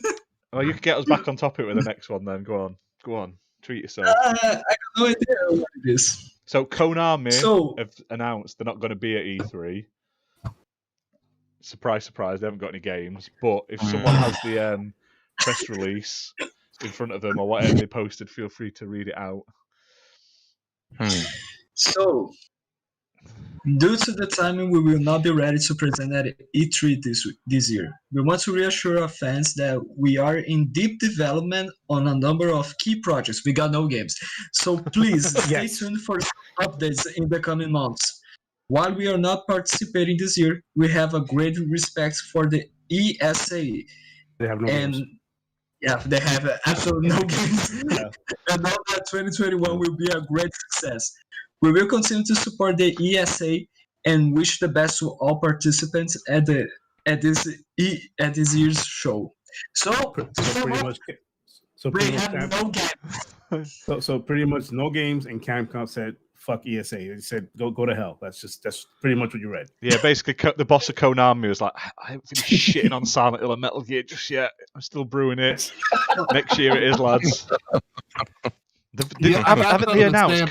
Didn't Konami announce like a really like indie? They got announced on the Nintendo Indie Showcase that they're bringing out a re-release of an old game or like new graphics. It's classed as indie now because Konami's that small. They're like, right, we've released one game this year, lads. That's it. Holiday time. Back to the pachinko machines. Yeah. Their next game is going to be Metal Gear Survival 2, but now instead of zombies, it's going to be dinosaurs. No, it's not. It's going to be Metal Gear Survive 2 Silent Hill, and all the zombies will be from Silent Hill, just to shit on that one a bit more as well. You're not going to stop kicking me about that Metal Gear Survive, are you? Wait, Bob, are you a fan? Are you a fan, Bob? I did like Metal Gear Survive. Yes, I did. It's gonna be Metal Gear Third Extinction. And for those watching, back to topic. I found the guy, the one guy that plays Survivor. He's right here. I found him. That was my mission in life. I found him right here. I've been praising you in the chat, Sensei. I mean, what the hell? You're just gonna kick me under the bus. I mean that as a full compliment. The guy that kept that server alive. I will continue to pop that on you, but you know that I love you, right? It means it like a compliment, like a freak show where you all go and stand and laugh at them. That's what he means it like. Back I've never played it, so back to my soapbox and off the Metal Gear Survive thing. No worries. I don't play them, nor do I know whether anybody else on this panel plays them. But I'm out for the wellness of the gamer and not the gamer, the genre specific gamer. Yeah. And I'm sure Xbox Live Party Podcast is also. But where is a next gen Street Fighter from Capcom? We've never seen one. Yeah. You've got Mortal Kombat that's had next gen releases. You've got Killer Instinct that's had next gen releases. There's been no Tekken. There's been no Street Fighter. Where are these games? Has Capcom become one-sided in the horror survival genre? Because no. That's the way it seems to me. They have announced new Capcom have announced a game coming to Xbox. We'll be talking about soon. With actually, do you know what? I will talk about it now because while we're segueing in, Capcom Arcade Stadium is coming to Xbox Live and Xbox on May 25th. All right, and that's not horror. That's just a rehash of all their arcade games. All right. So, Capcom Arcade Stadium offers 3 different packs of 10 games that each highlight a different era of Capcom arcade goodness. The collection also includes free-to-download 1943, The Battle of Midway, and the separate add-on title, Ghosts and Goblins, for free. Retro fans can select specific packs to purchase, all in one option containing 32. So basically, there's going to be 3 packs, each have like 10 games in, around 10 games, and you can buy them all separately at a certain price for like of a pack of 10, or you can buy all 3 packs for 1. And basically, it's like a hub that loads it up, similar to that one that Xbox did. Where you could buy all the arcade games separately, and they had like machines, and you clicked on each machine, like on the 360. It's basically like that, but it's just Capcom games, and some of the games in it are good. Off like a hub. Yeah, like a hub, and you just buy and it looks like, so you buy the packs of 10, and then it looks like the menu is like arcade machines. You like move along and pick one. It's currently out on the Switch, but it is coming to Xbox on May 25th on Xbox One, Xbox Series X, and Series S. And didn't they also announce a Ghost and Goblins remaster or remake as well? Yeah, they did. Ghosts and Goblins Resurrection. Yeah, which looks good. However, I understand what you're saying, that Capcom need to pull the finger out their arse and bring us some like AAA new games that are not horror games and stuff like that. Fresh. For everybody who thinks that Dark Souls, Demon Souls is a new type of game genre, they never played Ghosts and Goblins. That was the original. Die until you beat it. Oh man, the game's so hard. There's no save point. No save point. It's all the way from start to finish. No save point. Yes.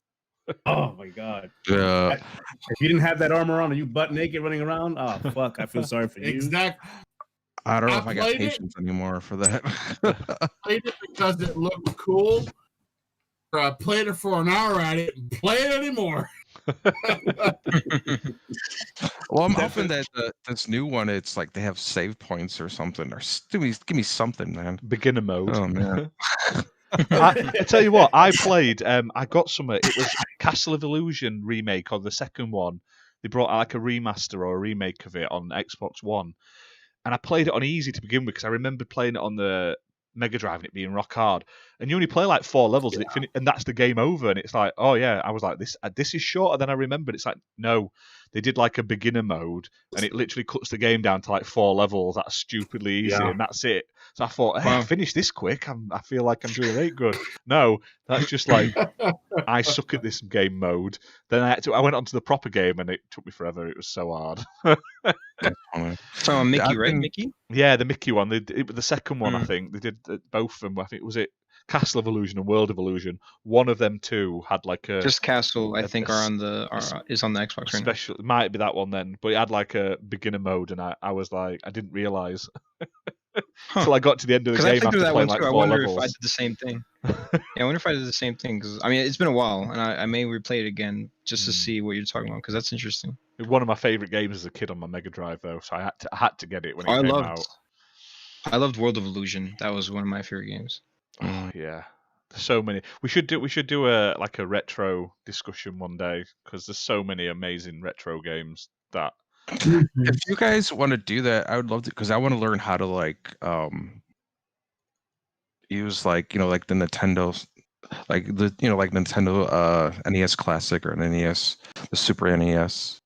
Like stuff like that, like talk about like good. Which ones you like which ones are good, like what. Well, I've got all of them, so I can happily give my thoughts on all of them. Because I did buy them all for I did buy them all for an event we did where it was like a Comic Con, so we had them all laid out so people could play stuff. So I've just kept them since then, basically. And then they all ended up with you. Yeah, you bought for the event, sure. Yeah. And then I got the Mega Drive for my on my honeymoon, and as like a wedding present. Interesting. And then, or it might have been on our anniversary trip. I can't remember, but I remember picking it up. That was my present for myself for that week. And I've got the Turbo Graphics. I haven't played that very much though. I bought that and I've not played that much. There's a Sega one coming out this month in England, and it's those big old white Sega arcade machines that they had like. I can't remember what they're called now, but they used to be big, massive white cabinets. They're bringing out a little mini one that's like that big, and it plugs into your telly, and you can get it on the big screen with all those games on as well. I was like, I need to get that one day. I'm jealous. We don't have that over here. I want that. I'll send you a link later because it is coming to US as well. I think at the end of the month. Some of the games are in Japanese because they've never got translations, but they don't have anything on it. So. Someone needs to frame Bob's reaction right now. We're just so precious. Please make a meme out of that. He just went back like to his childhood. I mean, I had an open mouth stun face for like 10 seconds before I talked. I was like, Have you seen the Capcom home arcade? That's ace. I've got that. It's like a big giant Capcom logo with the arcade sticks built in. It's ace. It's a massive 2-player Capcom thing. I'll do something with. I'll do an episode of something, so I don't drag on here one day about stuff, and we'll talk about retro because there's loads of stuff. But I'll move on to even better news. Better than all that, Assassin's Creed is becoming a line of Mr. Men books now. Because it needs to happen. So Ubisoft announced a load of new Assassin's Creed books and comics and graphic novels and stuff. So there's a Valhalla one coming out soon. There's like mangas based on Valhalla and Assassin's Creed coming out soon. But the most interesting is we're getting Assassin's Creed Mr. Men books. So there's going to be Mr. Ezio, Little Miss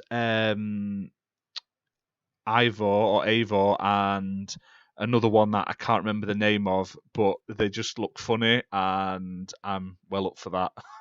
There's no estimated release date yet. They're just coming soon. They are actually done by the person who writes the proper Mr. Men books nowadays, so they're not like knockoff. They're actually the guy who writes the Mr. Men books is writing them. And obviously everyone needs a Mr. Ezio in their life. That's fantastic.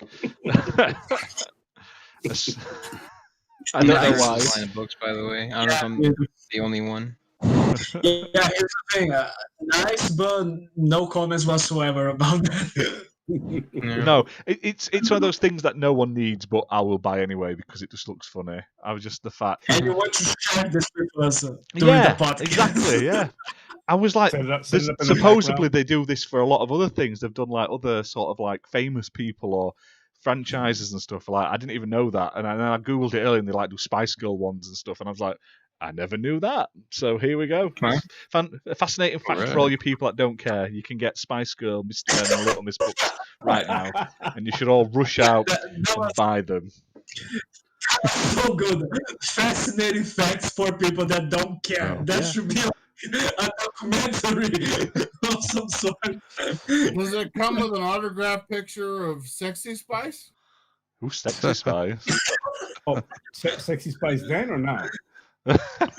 No. Oh no! I've been keeping up to date. I forgot what's next on my list. Fall Guys has been delayed, so indefinitely for Xbox and Switch. Oh darn! So Mediatonic announced that it's been delayed for Switch and Xbox and won't be launching this summer. Now they've said since they've been acquired by Epic Game Studio, they've had access to a whole host of new tools to enhance the experience, and because of this, they've realised that the previously announced summer 2021 release window was unfortunately just too soon for them to include all the new additions they're working on, and including crossplay. To be fair, you could have just released it exactly how it was now for all the other consoles, and then just added crossplay in a few months' time. We wouldn't care. Just give us the fucking game. Don't take the mess. Oh my god! And that's why I'm worried. That's exactly why I'm worried. You know, like I don't know how you guys feel, but I feel like this has something to do with Sony giving that money to Epic. It has. It has. Solaire, I'm with you 110%. There's something there that because lately Sony's been just dumping money into the Epic stocks and everything, and 250 here and 300 million there. It's like it just sounds fishy to me. It's a simple game, and I'm not saying that it's a hard game to produce or develop, but you already have it working on PC. Put that into your console ecosystem. I'll just go ahead and enhance that as it the life breathes in it. Enhance it. Let us play it, and then enable everything else later on. But this whole thing about we have now tools. What's gonna happen with Fall Guys? It's gonna look like 3D. It's gonna look like it's gonna have ray tracing in it. I don't like. It's Fall Guys. It's not. It's just like a Square Enix with Final Fantasy. We don't have the resources to bring Final Fantasy to Xbox. Oh my Jesus! Is it? It's frustrating that when we're talking about the money that Sony is throwing at Epic, are we talking about acquisition level money, or are we talking about little like entry level money? It's like 250 million. Tencent own like 40% in Epic, really, when you think about it, compared to Sony's 5%. It's getting them the Fortnite skins and the the little characters in like their alloy character inside of Fortnite, those type of things. Like those are the it's just it makes I don't know why they're doing that, but it just seems kind of underhanded. Sony owns 1.2% of Epic Games, for what I heard. Yeah, I shit 1.2%. I don't know what that's about. I'm not sure that's getting them a whole lot. It's not. No. I could be wrong, but I mean, I'm not sure that's getting them. And I hate to bring it to this level, but think of it like it's like a political thing where what do they call those people that stay in the lobbyists? They go ahead and pay for the special interests of what they. That's exactly what it is. They're giving them money, saying in the future when I need something done, I need you guys to help us with this. It's how they got that trailer that they showed off that the Unreal Engine 5. That's how they were able to brand it on the only PS5 can do this. Only this can do it. That kind of speech that was happening, they bought into that. Yeah, they totally bought into that lock, stock, and barrel. And I tell you what, I mean, I'm not knocking the Unreal Engine by Epic Games at all. The engine is amazing, but I have seen things done with that engine by the Coalition that I have seen nowowhere else. No, Sony don't even use it very often. Sony rarely uses Unreal. That's UE4. It's not even 5. That's the 4. Yeah. Right. So I'm sure they've already they're already invested in 5. I'm sure that the Coalition is working with 5 right now. Oh yeah, definitely. They'll probably be porting 4 over to 5 and just getting the benefits of 5 when it's fully released. Yeah. But because I mean, I may be incorrect on this, but I believe 5 is got all of the DirectX 12 integrations, which will bring along with it the DirectX 12 ray tracing and all the DirectX 12 API extensions that the Series X and Series S are completely compatible. Hardware built. Yeah, hardware built. It's baked into the hardware. Yep. I'm disappointed my complaint that Fall Guy's is not coming. it's just there's no reason. There's no reason they couldn't release it in its current state. It plays fine on PlayStation, so why can't it be on Switch and Xbox? There's no reason to delay it. I mean, crossplay is great, but just give us it to play. You're not going to have any more players for crossplay if you're not fucking got it released. Is it on PlayStation? It is, yeah. Yeah, it's on PlayStation at the moment. It's been out on PlayStation for a while. It actually came out, I think, on PlayStation Plus. The problem is, the longer they leave it, the less and less players it's going to have. It's one of those games where it needs that increase. Like Rocket League was massive when it came out, then it dipped, and then when they put it free to play in on that, it just shot back up again. That's what Fall Guys is like now. Maybe they're going to release it as a free-to-play game, and that's what they're delaying it for or something, but there's no reason. I was under the impression that it wasn't on any console. It was just on PC. PS4. No, PS4 from launch. But it's on console already, so yeah. Oh my god. Yes, it is. Okay. That's another reason why I kind of went with that theory, because it's on PlayStation. It's the only console that it's on, and that's why I was like, okay.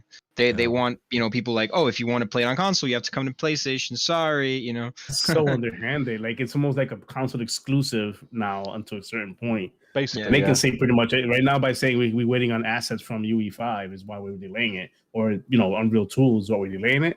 That's pretty much a scapegoat.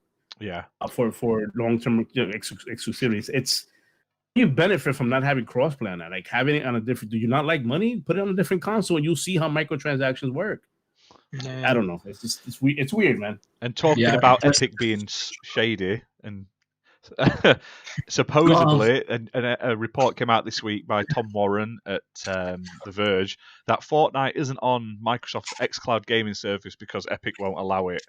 So basically, in the court case against Apple, Joe Craner, Epic's vice president of business development, was questioned over why Fortnite isn't available on Xcloud, and confirmed it was a deliberate choice. We viewed Microsoft's efforts with Xcloud to be competitive, with our PC offerings. Yeah. The court document it explains why they think that, but that wasn't shown in this release, so they've kept that. It's been redacted basically. So, however, it is available on GeForce Now gaming service. Obviously, that's a different kind of cloud service, but I always find that odd. So they're basically withdrawing it, keeping it off for Xcloud because they think Xcloud is a competition to their PC offering. So whether they're going to do a cloud system in the future or what, I honestly have no idea. But it does suck a bit. It's not even like Xbox is one of their main things. I mean, didn't it come out last week that PlayStation is where they make their money off of Fortnite? I mean, there's big money on Fortnite on PlayStation. It's more than huge money on Fortnite. Yeah, it was their biggest money making was on PlayStation. So it's not like all of Xbox was sort of like holding it to ransom. Do you know what I mean? It just seems like a no-brainer. I mean, if it's true, that is the irony. There is killing me.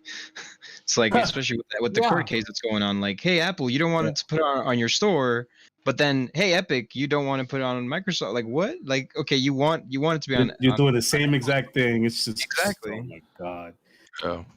And it's all speculations, but it just seems too coincidental. It just seems too.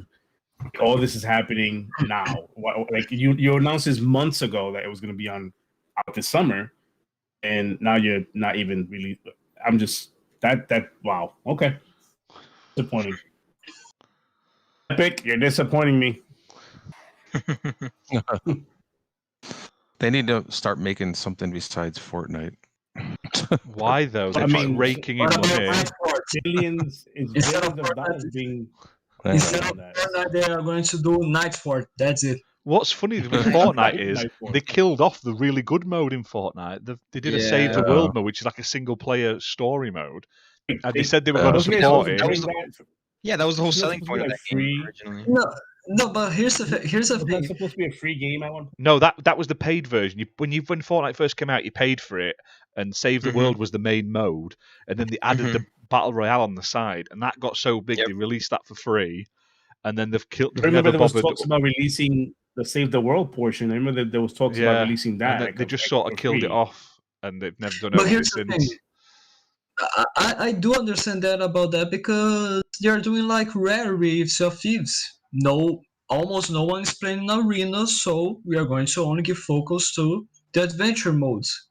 It's just like Epic's doing. No one is playing the Save the World mode, so we are going to focus on the Battle Royale, and that's it. I used to get my Fortnite coins or whatever you call those, the V-Bucks. I used to get them to Save the World, then come back to the actual Battle Royale and get my skins. I mean, to be fair though, like Fabio, you're probably right, but I also feel like it's also like on Epic because they didn't really advertise it as well as they probably should have, you know? Because I'm sure that I mean I know that like 90% of the kids that play Fortnite probably would still play creative mode or you know the Battle Royale mode, but I feel like you know if they actually did a good job marketing it, I think that the Save the World mode would have probably been a little bit better because it is fun. Like it's a co-op mode where you're building a base. Like that's what the kids love. Like they love building stuff, right? Like a lot of these kids they go to creative mode just to like build maps and stuff like that. And that's what that's the whole point of Save the World is. Yeah, you build a fort and you defend it, you know? So it's like they love building stuff and also stealing mom's credit card to buy it. That is another game that totally like I mean, like Anthem did. Anthem didn't finish the story.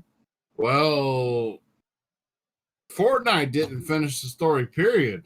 Yeah, I mean, that's what I heard. Yeah, he just created a new story with the seasons for the Battle Royale. Yeah, pretty much. Yeah, you consider that a story? Me and my wife, we played Save the World. A lot in game because it was in game preview.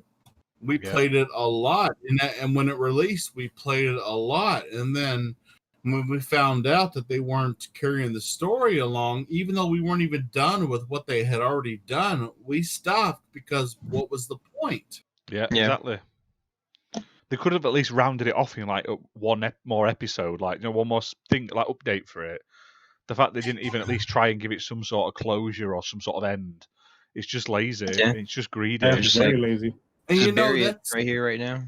That's something we've seen only in this generation. We didn't see this in the 360 generation and backwards from there. We didn't see games just stop progress and end and go away. Could you imagine if they did that with Telltale games? They released the first 4 episodes at Walking Dead. Shit! But we're not getting the rest of it. We've decided we're not bothering. But there's a free version over here that's like multiplayer shooter. Play that instead. It's just madness. Yeah. It's mis-selling. And they get away with it. You're not going to get to see how Michonne may or may not meet her demise. But go ahead and play our multiplayer version. Go ahead. Yeah. Well, a lot of games have done. I say that Lego The Hobbit only gave you the first 2 films, and they promised the last one was going to come out as DLC with the last film because they couldn't release it at the same time as the disc. So they were like, when the last film comes out, we'll put it out as DLC, and then they didn't actually release it. So you only get to like the second part of 3 in the Hobbit Lego game, and it never ends. It just stops, and you're like, oh right. Yeah. I noticed that when I played through, I was like, okay, is it going to be the new game that finishes the story arc, and I didn't know it was supposed to be DLC, and I was just like, wait, what the? I was confused when I finished. I was like, that's the only time they've done that. Like that I would expect. It's very odd. They just, for some reason, they decided to scrap the actual story DLC, which they'd have previously announced before the game came out, telling you, don't worry, buy this game, we're going to add the rest of it later. And they never did. It's always disappointing. They start a game off, and then you invest your time into it, and then all of a sudden they just pull it. Yeah. But they just don't finish it. They start a game off, and then they start a battle royale version of the game, and it starts doing so well that they transfer all their production power over to. You're like, well, what the hell? Just like our next topic. There we go. Go on. with Crash Studio, Toys for Bob is now officially supporting the Warzone development. So that's Call of Duty Toys Warzone. for me? Development. Toys for me? Yes. Not anymore. Not anymore. What type of wait a second, what type of toys are you going to play with? What's So- going on? So basically, there's been layoff claims at Toys for Bob, who made Crash 4. They made the Spyro Reignited trilogy. Amazing games. Did they make the Crash Bandicoot trilogy as well? I'm not 100% sure. Yeah. But The Insane Trilogy. yeah, the Insane trilogy. No, So, no. Wait. No? The Insane Trilogy was made by Vicarious Visions, That's right. and Toys for Bob Oh, made the Right. Yeah. of Spyro the Dragon. that's it. Oh, Which okay. was awesome. Was really good. Yeah. Apart from when it Yeah. first released and it gave you motion sickness, because I actually threw up playing it. But they patched it out after like 2 days. Wait. Really? Yeah, because when it first came out, there was like motion blur as you moved so fast. Because it was so crisp, like at 60 frames at 4K, the blur from moving and twitching like Spyro does when he's running would make you sick. It didn't affect everyone, but it affected me, and I knew a few other people. But they patched it out after like a week, and I've never had any issues since. But yeah, I was like, I didn't play it when No. it first came out, so I Yeah. didn't even notice that. Really? That was a thing. There was this problem. yeah, Whoa. yeah. I don't normally get motion sick, but it was like when I play on VR and too long, or I play a VR game and I'm like going too fast. That's a lovely pad. Ladies and gentlemen, It's a the very, Knuckles very nice controller. I haven't got anything around I can show. Do you know what? I'll show off my amazing. I'm sorry. It's pretty sexy. I'm sorry. The Pulse I know. Rod is pretty sexy. There you go. Really That's is. my colouring in of Sea of Thieves colouring in page. There you go. Nice. My favorite game of all time. I've got one to do still. Oh wow, that familiar with. Nice. Oh, I love that. Are we showing stuff now? Show and tell. So not later. Sensei just turned off his camera to get something and show everybody Yeah, probably. I have some stuff too. What is I that? actually have the Skyrim statue. Oh, Nice. Oh, that is sexy. That is I nice. want that. Xbox Wow. pin code right there. How much do you want for that? Come on. Did you just buy that, or did you get that for something, recognition for something? Are we No, going I to bought show? that. Are we going to show stuff? It was a funny story behind the grab. I was up one night, really late night. This person I follow called Vegas. He was just tweeting away about this thing, and I'm going, man, it's like 2 a.m. I'm in Florida, and he's tweeting about it. I'm like, that looks nice, and I was gonna buy it. And I go, no, it's just too late to be buying stuff like that. I'm thinking, I haven't had sleep, so that's why I want to buy it. He just keeps tweeting away. You want this? You want to buy this? You need this for your collection. I'm going, fuck. Ended up buying it, and then when I got it, I don't regret it. It's actually a really good acquisition to my my collection. I love it. Awesome. So cool. It has the light and everything. That happened. It's layers out of it just to get something to show to everybody. Okay. Yes, for share. Everyone is there. Gavin.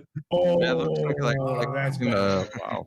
So, That's this was the Skyrim like special edition. Like it was like $150. Awesome. This is the statue that Awesome. came doing. that is nice. speaking of Skyrim running at 60 frames and Xbox Series X, that's nice. Sexy. It is really good. The off-topic podcast once again. Ash, you're muted. Ash, you're muted for some reason. I'm back. There we go. There we Just go. chatting to myself. There we have it. So, Sensei, I think you just noticed how professional we are. No, I've had fun, man. This is good Oh, stuff, look at man. that. Ooh. What is this? What's going on? What just happened? Anyone listening to the podcast later is going to be like, "What are they all talking about?" Basically, we're showing off our figures like children. Oh man! Oh, I tell you what, they've just announced the Smaug mini Epics Lord of the Rings figure. That's sexy. Oh, it's like 150 quid, but I'm gonna have to get that for Christmas. Ooh. Small. So Yeah, That's it is. cool. Moving. Shall we go? Yeah, so Toys for Bob has announced it's supporting Call of Duty Warzone development amid claims of layoff at the Activision-owned studio. So basically, it sounds like they've been moved on to just working on Warzone.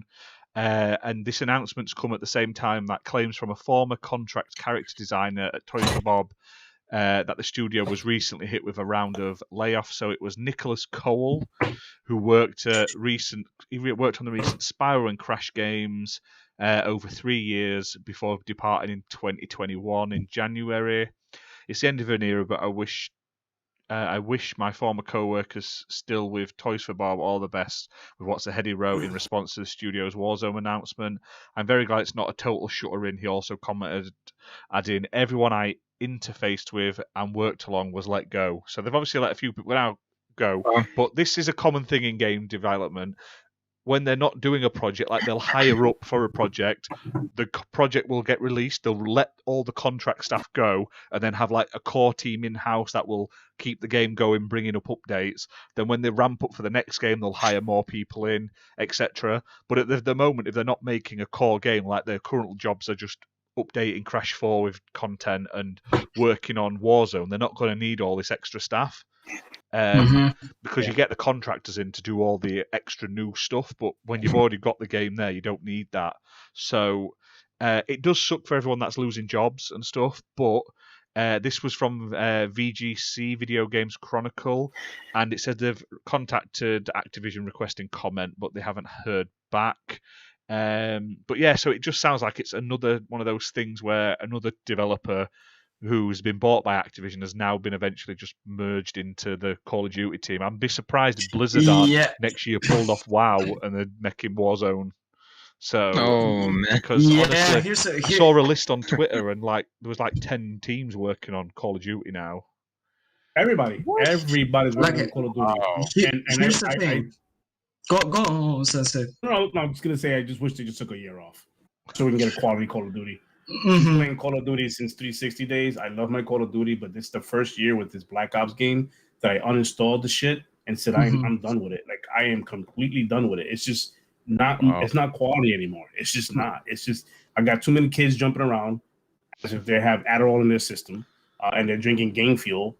It's just the bunny hopping is getting to me. The 360 scope and all that. It's just enough. Can't do it. I actually enjoyed the Black Ops campaign though, but I'm a sucker for anything sort of like Vietnam. Oh, I love the Vietnam level where it's got all the like the American music blasting, and you sat on the helicopter, and then you just absolutely destroying that base.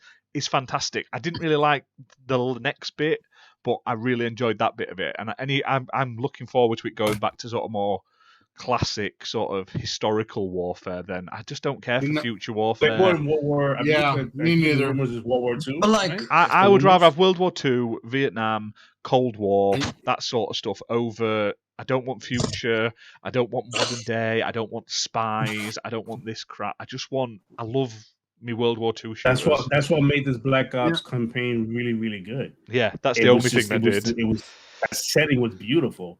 The colors were popping. I want some more Vietnam games. I believe that the games that they've done so far about Vietnam haven't captured Vietnam. No. I want a Vietnam game where you're the only one alive left in your platoon and you're playing that whole MIA situation. We haven't seen that yet. I want to see that. Have you ever played Nam 67? Yeah, I was just going to say Shell Shock. No, I haven't played it. It's not aged well, unfortunately. I used to love it, but I watched a video of someone playing it the other day on it was what are they called now? Triple Jump, and they put it on worst games ever, and it looked and played like dog. But when I was a kid playing it on PS2, it was fantastic. One of my favorite World War war shooter games. See, back on PS2.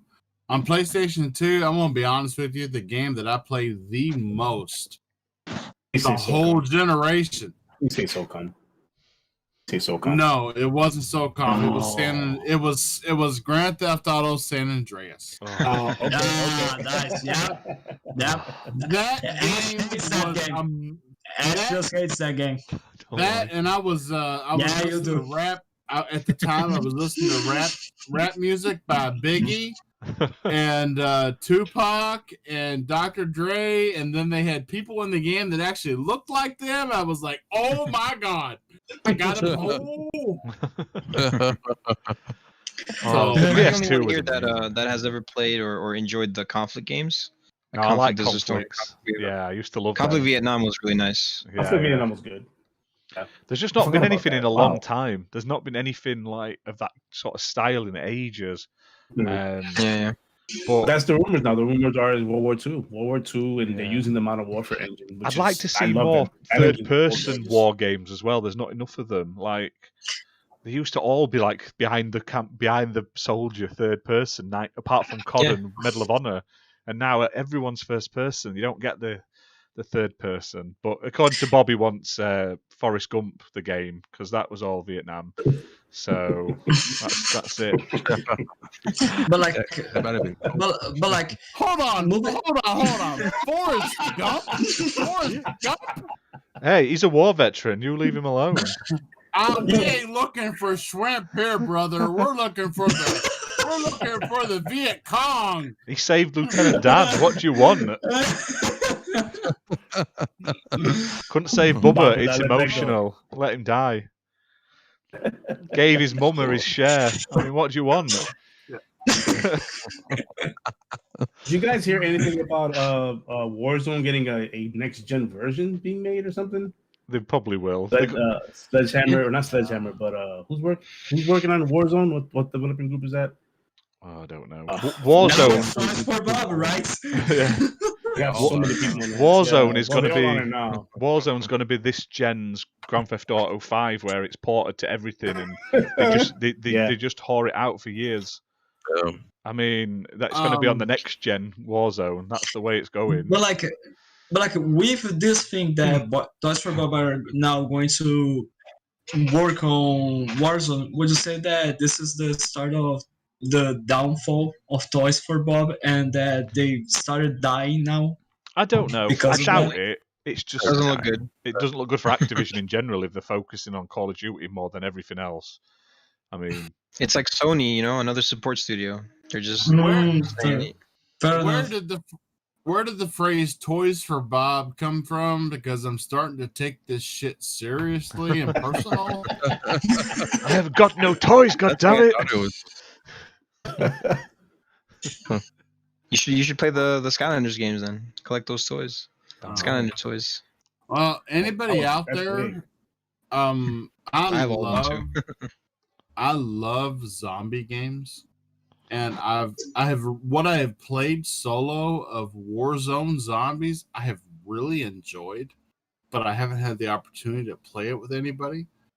So if you could on Xbox, if you see KY Bob on Xbox Live playing Warzone Zombies, join me because I've been playing it solo since it started. Damn. Just throwing it out there. We'll play some Warzone for zombies. I'm up for that. For sure. No I'm worries. down for that too, yeah. Sure. I've got a fact for you though. Toys for Bob. The name Toys for Bob was coined by the wife of one of the founders, Paul Reach. It was chosen to stimulate curiosity and allude to the founders' reaching forward appreciation of real toys. According to Reach, since people frequently asked who Bob was, he instructed everyone at the company to come up with their own Bob and swear he is the only one to confuse people. So basically, they told everyone at the company to make a random Bob up, and that's why it's called Toys for Bob. But there isn't really a Bob. I'm famous. I am famous. Thank you. I'm famous. You got a whole studio just for you. Yeah. To be fair, When I saw that topic, I thought that's what it was about you, KY. That's what I thought it was about. Oh, thank you. There you go, you got your first fan. what's funny is they're already credited for Call of Duty Warzone on the Wikipedia page. It doesn't take people long, does it? Yeah. You know, I had to give my okay for that to happen. So, yeah. So, fun Toys fact, for I Bob. didn't realise Toys for Bob made Pandemonium and Yeah. the awesome Look at Disney that. Extreme Skate Adventure on the PS2 and GameCube and yeah, Xbox. those were tough. Those were tough projects, but at the end we pushed through and we got it done. But then they did make Madagascar 2, which was shit. And Yeah, Tony we Hawk's didn't Downhill like Jam. that game whatsoever, so we didn't want to be a part of it. No. That was Activision. They pushed on it, so Bob had no choice. And then it went to Skylanders forever. No, stepped away totally. Yep. Oh. We'll move on to Those other games are IPs amazing. then. So it came out the other day. Windows Central put a thing up saying that IO Interactive, who are known for Hitman and upcoming 007, may be working with Xbox on an exclusive fantasy RPG codenamed Project Dragon. Now, That is awesome. they recently started building a new team for a new IP. It says they've received evidence that this game could be in partnership with Xbox, and the code name right now is Project Dragon, and it's in the early stage of development. So there isn't anything to it as such, other than keep your eye in the sky, but it does come from a pretty reputable source. Please. Hurry up and What make we these saying? exclusive, man. We're waiting. Yeah. Just wait for my internet doesn't go potato because I think it just has. But here's the thing. It's not scalable, so stop saying that. Scalebound never You looked have- good. so Who you thought say- so you're saying Scalebound there's looked hope. good? Okay. I have a little bit of Yeah, I know. inside. I got a little bit of inside info on this, and everybody knows who I talk to, so I'm not going to throw them Activision, out because by they own name. you. After all, Shut up. you are the Bob of Toys for Bob. So Yeah. IO Interactive. You heard? I mean, if you haven't heard it before, you've heard it here first. IO Interactive has been contracted by Microsoft to take care of the Scalebound IP that they canceled with their last developer from faults in their development. There you go. Wow. Yes, Uh-oh. you've heard it here first. We've all just said we doubt that's what it is, and then Bob just comes in, ruins it all with his I've said- his I mean, insider information. I honestly think when they said Uh-oh. dragons, I honestly think it's Scalebound. Yeah. This is a passion project that was canceled, not because Microsoft didn't want it out there, but because the developer at the time that was trying to do it was, doing shady stuff. Doing Yes, shady, this they were, This was a passion project driven, paid for by Microsoft, Mhm. and the developer decided to take that investment made by Microsoft and put it towards other developments and put Dragon Scale on the back burner, and Microsoft canceled them. And now Microsoft has went to IO, which is a proven source, and has released games here recently that are good. They are going to give them and they're going to run with it, because what else could it be? If you look at your RPG based games, you look at Avowed, covered. You look at Elder Scrolls, covered. You look at any game from Blizzard, covered. What else? I mean, I know what it is. I've heard what it is. But if you think about it from a logical standpoint, what else could it be in that genre but Scalebound, which was canceled because of the faults by the developer? Wasn't the last developer Platinum though? I thought they were pretty good. No, but it was a that's time the in their thing, they were period where they siphoning were money. they were basically using funds they were getting for that game from what's been said to fund all their other projects, and then when it came time to get Scalebound up and running, they were behind on it, and basically Xbox were like, "Well, we funded you enough, fuck off." But here's the thing. Put it in a nutshell. Bob got that info. If that is true, awesome. But let's just consider this to be a rumor, okay? Yeah. Yeah, just because, so no one starts shitting us. You said that it was Scalebound and it's not. Like if it's not Scalebound, blame Bob and Toys for Bob, and then ultimately blame Activision. It could be sorry, go ahead, Bob. From what I've heard, Microsoft is incredibly endeared to their fanship. And they know the backlash that they got when Scalebound was canceled. And they looked at Obsidian, who is working on Avowed, and they looked at Bethesda, which is looking on Starfield and Elder Scrolls 5, and they decided to take the next developer in the tree that is ready for a new game, and they're going to bring Scalebound to their fans, which deserve it, because they were so disappointed when it was canceled. If that's the case, it's very strange. If that's the case, can we get Alan Wake 2, Blue Dragon 2, Lost Odyssey 2? We're getting a list, Phil. Come on, mate. Get your book out. Write this down. Can I get another cameo? Cameo elements? Yeah, cameo. I just finished playing You're throwing out different developers here, buddy. You're throwing out different developers. No, but if they're endeared to the fans, we want this. But yeah, they lost Alan Wake because they didn't do out with it in long enough time. Right, but nobody's giving them shit on social media about there not being an Alan Wake 2. Hashtag fuck Phil, Alan Wake 2. They are still talking to this day about Scalebound being canceled. Why though? Yeah. I mean, that's because Scalebound is the most recent thing to get canceled, right? Or like just to not have. Yeah. Well, it's supposed to be a console. It's because that pusher, the day one. Here you go. You buy this. You got Scalebound kind of a game. So it's a big wound that it left with a lot of the gamers on the Xbox side. And there's so many lovers in the community to the Dragon Age games that a first party Dragon game like Scalebound was so appealing. And when it got canceled, there were a lot of people that changed sides just because that game. I mean, I know it sounds minuscule, but they changed sides just because that game was canceled by Big Brother. It could be much. It could be that they gave the IP over to be worked on IO, and it could be that they're working on that and redoing it, just using the base of it and just redoing it, or just going from scratch and starting the whole thing all over again. It might not even be Scalebound when it comes out. It might be a whole different name.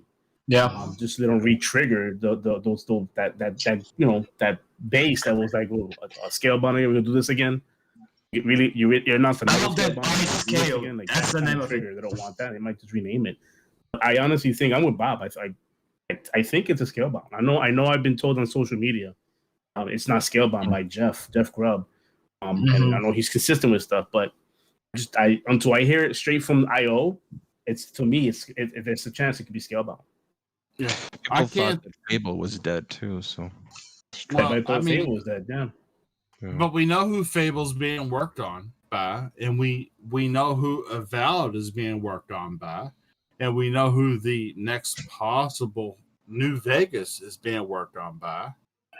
And you start bringing up, and we know who the next Elder Scrolls or Fallout is being worked on. So when you take all that into consideration, and you say, this developer is a fantasy RPG, the only logical thing is Scalebound. I mean, it really is. And with dragons. It doesn't make double dragons. Oh, it's Blue Dragon 2 they're doing. Dragons. Like Blue Dragon 2. Signed, sealed, delivered. That's true. I mean, there were those Divinity games that all had dragons. I forgot what they were called. Not the Divinity like original Sin games. I'm talking about Divinity. Like there was a. You're talking about the other though. Yeah, the other Divinity series that was. Really I just imagine now. I mean, again, everybody has rumors and speculations, but until IO and Microsoft themselves come out and say, hey, and it's gonna be it's probably months away from all this. They probably haven't started the project yet, but until they say themselves, hey, this is what we got working on, it's hard to tell. But I have hopes for Scalebound. Well, Wasn't it we supposed to had- be? Wasn't the rumor though that it was supposed to be like a Diablo-esque game? So I'm not sure No. how that would fit into. No. That. Wow. No, it was supposed to be Scalebound was supposed to be a third-person No. story-driven type game where you gave your dragons commands during and not during combat. No, So I know it was- that. I know that was the original idea, but I heard that this rumor for this new game, it was supposed to be a Diablo-style game. That's what I saw on Twitter. I'm I sure didn't- we'll find out I closer to didn't- the time. Yeah, I didn't see that, but that is very intriguing because I am a big fan of Diablo 1, 2, and 3, and I'm a big fan of Baldur's Gate. If you give me a Diablo or Baldur's Gate where I can control a dragon at the same time, holy shit! I just imagine like how funny would it be, Project Dragon, and actually the game is banjo free. Oh man. I mean, can you imagine? Can you imagine you would have these 5 character classes and only one of them got to be one with the dragon? Can you imagine what the player base percentage would be for all the other classes? It would be like 0. Everybody wants to control a dragon. Yeah. I love dragons. I've loved them ever since I was a kid. Oh. I still get a kick out of watching all the old dragon movies. You know, I love that. I mean, it's just the allure and the mystery of dragons is something that's special. Yeah, fantasy games I've are got, definitely one of my favorites too. I've got the Nice. Advanced Dungeons and Dragons, like it's called the Dragon Con, so it's all about dragons. But it's Advanced Dungeons and Dragons like hardcover book, and the artwork is gorgeous. I mean, I just Yeah. look through it. Sometimes I try to redraw them Yeah. for fun, you know. Yeah, dragons Back are when I think there's a Dungeons and Dragons game coming out soon. Yeah, I they think, have. like, They've announced Yeah. one. There is. Oh, yeah. There is. that is something we haven't had in a long time. Is a legitimate MMO Dungeons and Dragons game. There's one on Xbox though, and it's not bad. Oh, Neverwinter? There's Neverwinter, Neverwinter. and then there's D&D Online. I don't know if D&D Online's on Xbox. I know it's on PC. No, that's not online. That's It's not, not on very Xbox. good. Neverwinter's awesome though. That's the D&D based one, and it's really good. I actually really enjoy Neverwinter. Okay, but Does Dungeons and Dragons anybody- Dark Alliance is coming out this summer. That looks really cool. Does anybody else remember the Dungeons and Dragons game that came out on Super NES that followed the lore and the rules to a T? No. I never- No. Super Double Dragon? What was it? Super Double Dragon? You talking about that one? No. No. No, this game was actually called, it was just called Dungeons and Dragons. Oh, Dungeons and Dragons. Okay, sorry. Yes. No, I don't remember that. It was a great game, but it followed the lore and the rules of the, you know, the Dungeon Master presented tabletop type by paper game rules. So it was kind of cutthroat. I mean, it was rough. Does That anyone sounds interesting. Though. ever remember the old RPG fantasy game Kingdom Under Fire? That I'd like Kingdom dragons Under in. Fire. That was awesome. And there was one on the 360, but we never got a sequel to it. And I don't know why. I can't remember if it was good or not though. So, Was it I Kingdom mean- Under Fire by EA?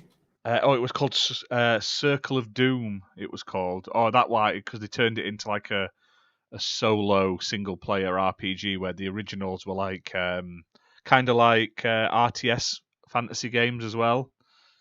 But they were ace. You'd have like full battle scenes and you'd run around. So it's sort of like, if I remember correctly, it was like a bit like Dynasty Warriors, but there was like dragons and shit everywhere as well. That was really Mhm. fun. Not to carry the topic on farther than it should be taken, but I know there are a lot of people out there in the world like me, but a lot of my favorite memories in high school were of me playing Dungeons and Dragons with a dungeon master who knew what he was doing. Yeah. I mean, those moments were amazing when it came your turn and somebody was poisoned and somebody was getting attacked and you had the choice to do this or do that. Those were monumental, and I would love for an RPG game to bring that back to me because, I mean, let's be honest. In our adult lives, we don't have time to sit down and play your standard RPG game. That would be interesting. Yeah, I would love that. Awesome. I wouldn't even question the rolls, or if it even showed you dice rolls. I wouldn't even question them. I would be just happy to play with something that reunited me with the way I felt as a teenager playing Dungeons and Dragons. One day, hopefully. There are some like that out there. There's always just Bard's finding them. Tale. Yeah, Bard's Tale's a lot like that. It's really good. Tail. The originals, awesome games. They are available on Game Pass for PC and also console. So Nice plug there. Yeah. We'll move on to our next topic. We're coming to the end of the show now, pretty much. So Microsoft recently did their investor financial year call, and they've had a fantastic year on the side of gaming. So Microsoft reported gaming revenue of $3.53 billion for the quarter ending March 31st, 2021, and that was up 50% year on year. what is it, Bob? What is it, Bob? How did they do that with only $1 Game Pass subscriptions? Don't get me started. Don't get me started. Content and service revenue was up 34% year on year, driven by strong software sales, Game Pass growth, and hardware was up 232% year on year due to obviously the X and S demand.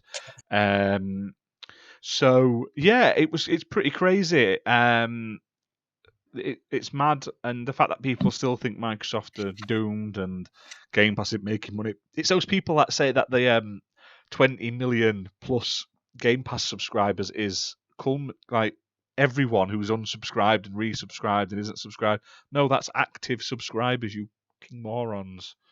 That's it. Do you know what I mean? It's just stupid. Yeah. It's absolutely stupid. They are Yeah. the numbers. No one else announces numbers and goes like Netflix. Don't go. We've got 200 million subscribers, but only 10 million of them actually are subscribed. 190 million of them were subscribed. Yeah. No one does that because are... it's shit. No one cares. No one cares about unsubscribed people.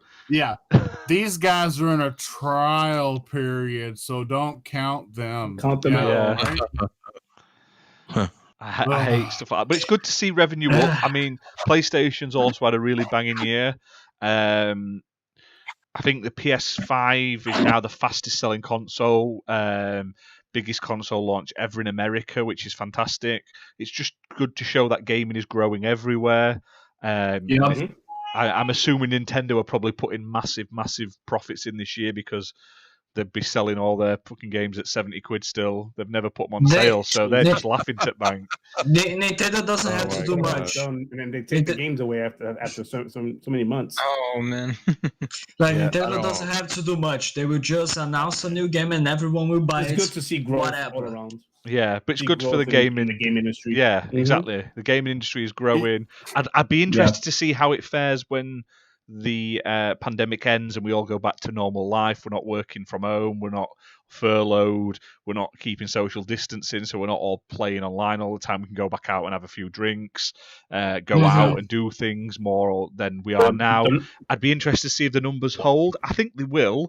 But it'd be very interesting to see if the growth, that the spike we've had continues to spike in that same trajectory, or if it sort of slows down a bit. But we'll find out next year then. Or is Nintendo like the most expensive place to play? Yeah. Probably. It is. It just is. Nintendo don't give a shit about your wallet. There's you want the game, and you're gonna go out and pay for their game.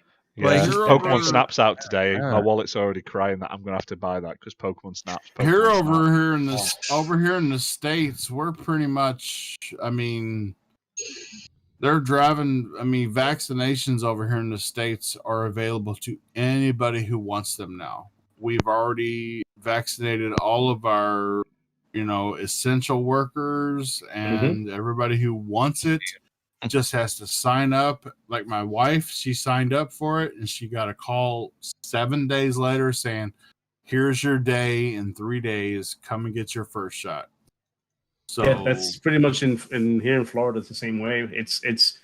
I go out and I look at like the crowds are out again. The people are out. Yes. The beaches are starting to get crowded.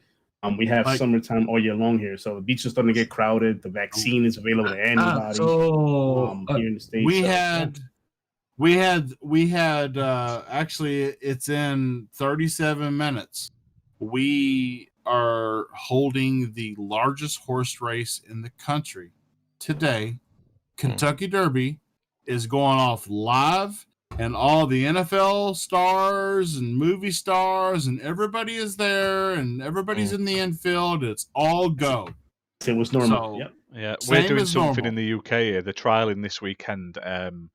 There's like raves and concerts on that, and no social distancing, no masks. 5,000 to 10,000 people at each of them. They just have to have like those 30-minute rapid tests the day before. And they're trialing that. So I assume they want, whether it's going away or we're fighting it and the vaccines are working, one way or another, they're going to have us all back to normal in the next couple of months. That's the way it looks. That's how my work seems to be heading anyway. That's what we've been told. That's by exactly how it works. September, October, we're supposed to be back to normal as if it never happened. Yep. So for anybody concerned, I had the first shot of the Pfizer shot, and I was a little tired that day. And then I had the second shot of the COVID vaccine 2 days ago. And I was a little tired that day, but I woke up the next morning and I was great. There is nothing wrong with being vaccinated for this horrible disease that shut our planet down for a whole year. Yeah. And it's going to aside, when it comes back to the numbers, like you're talking about it being sustainable after we get back to normal, whatever normal may be. Think of it this way, at least with Game Pass. With Game Pass, and let's talk about just the gaming in general. Games has been releasing. It's not as much as it's been in the past. I know we have new consoles and everything, but we don't have like bangers after bangers after bangers. Correct? We don't have that coming out now. And look at the lot of growth delays right now. Yeah. Imagine when we get back to whatever normal is. Well, imagine the growth then, and thinking Game Pass now, just keeping it local with Game Pass, keeping it with the Xbox side of things.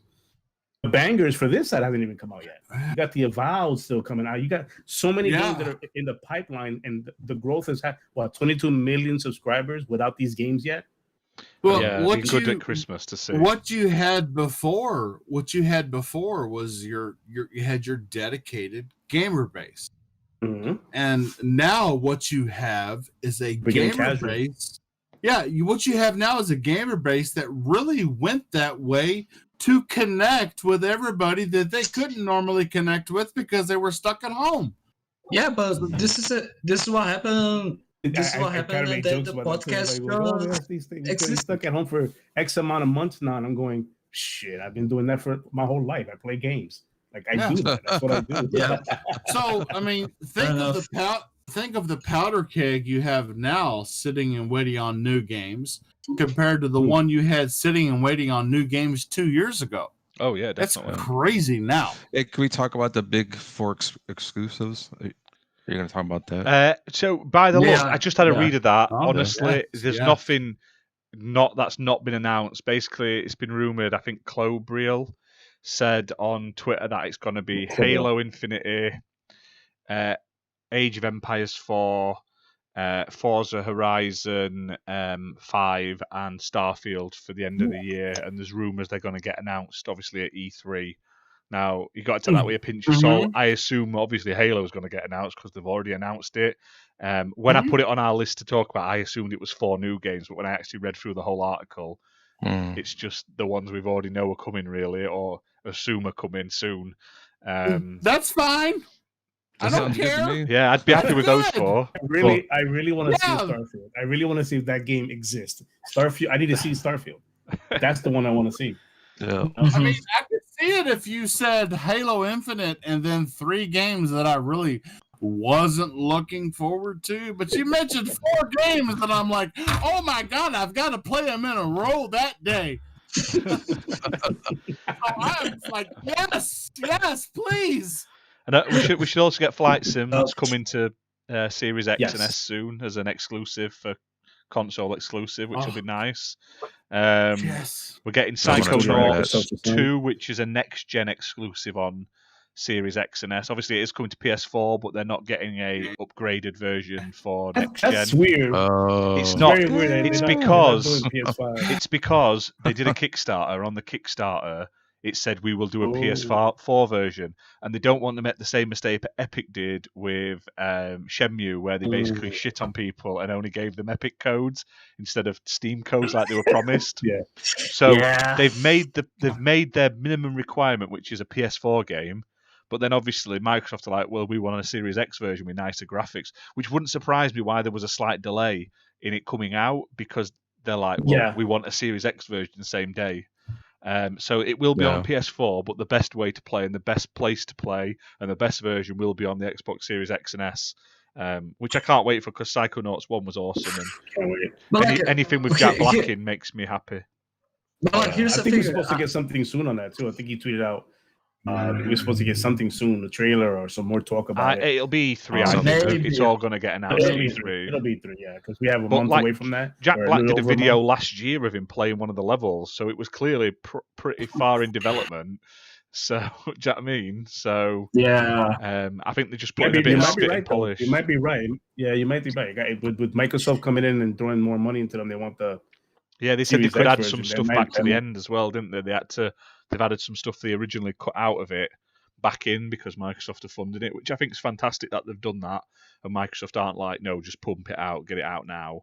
Which it sucks. It sucks that we're having to wait a bit longer. But if they released it when they originally had it in the state it was in, people would still complain either way. It'd be like, oh, it's a crap game. Oh, it's half finished. It's like, you can't win. You either wait and get a really good game, or you get it now and it's not very good. So let's say something really quick here. As Xbox gamers, and we prefer our Xbox consoles.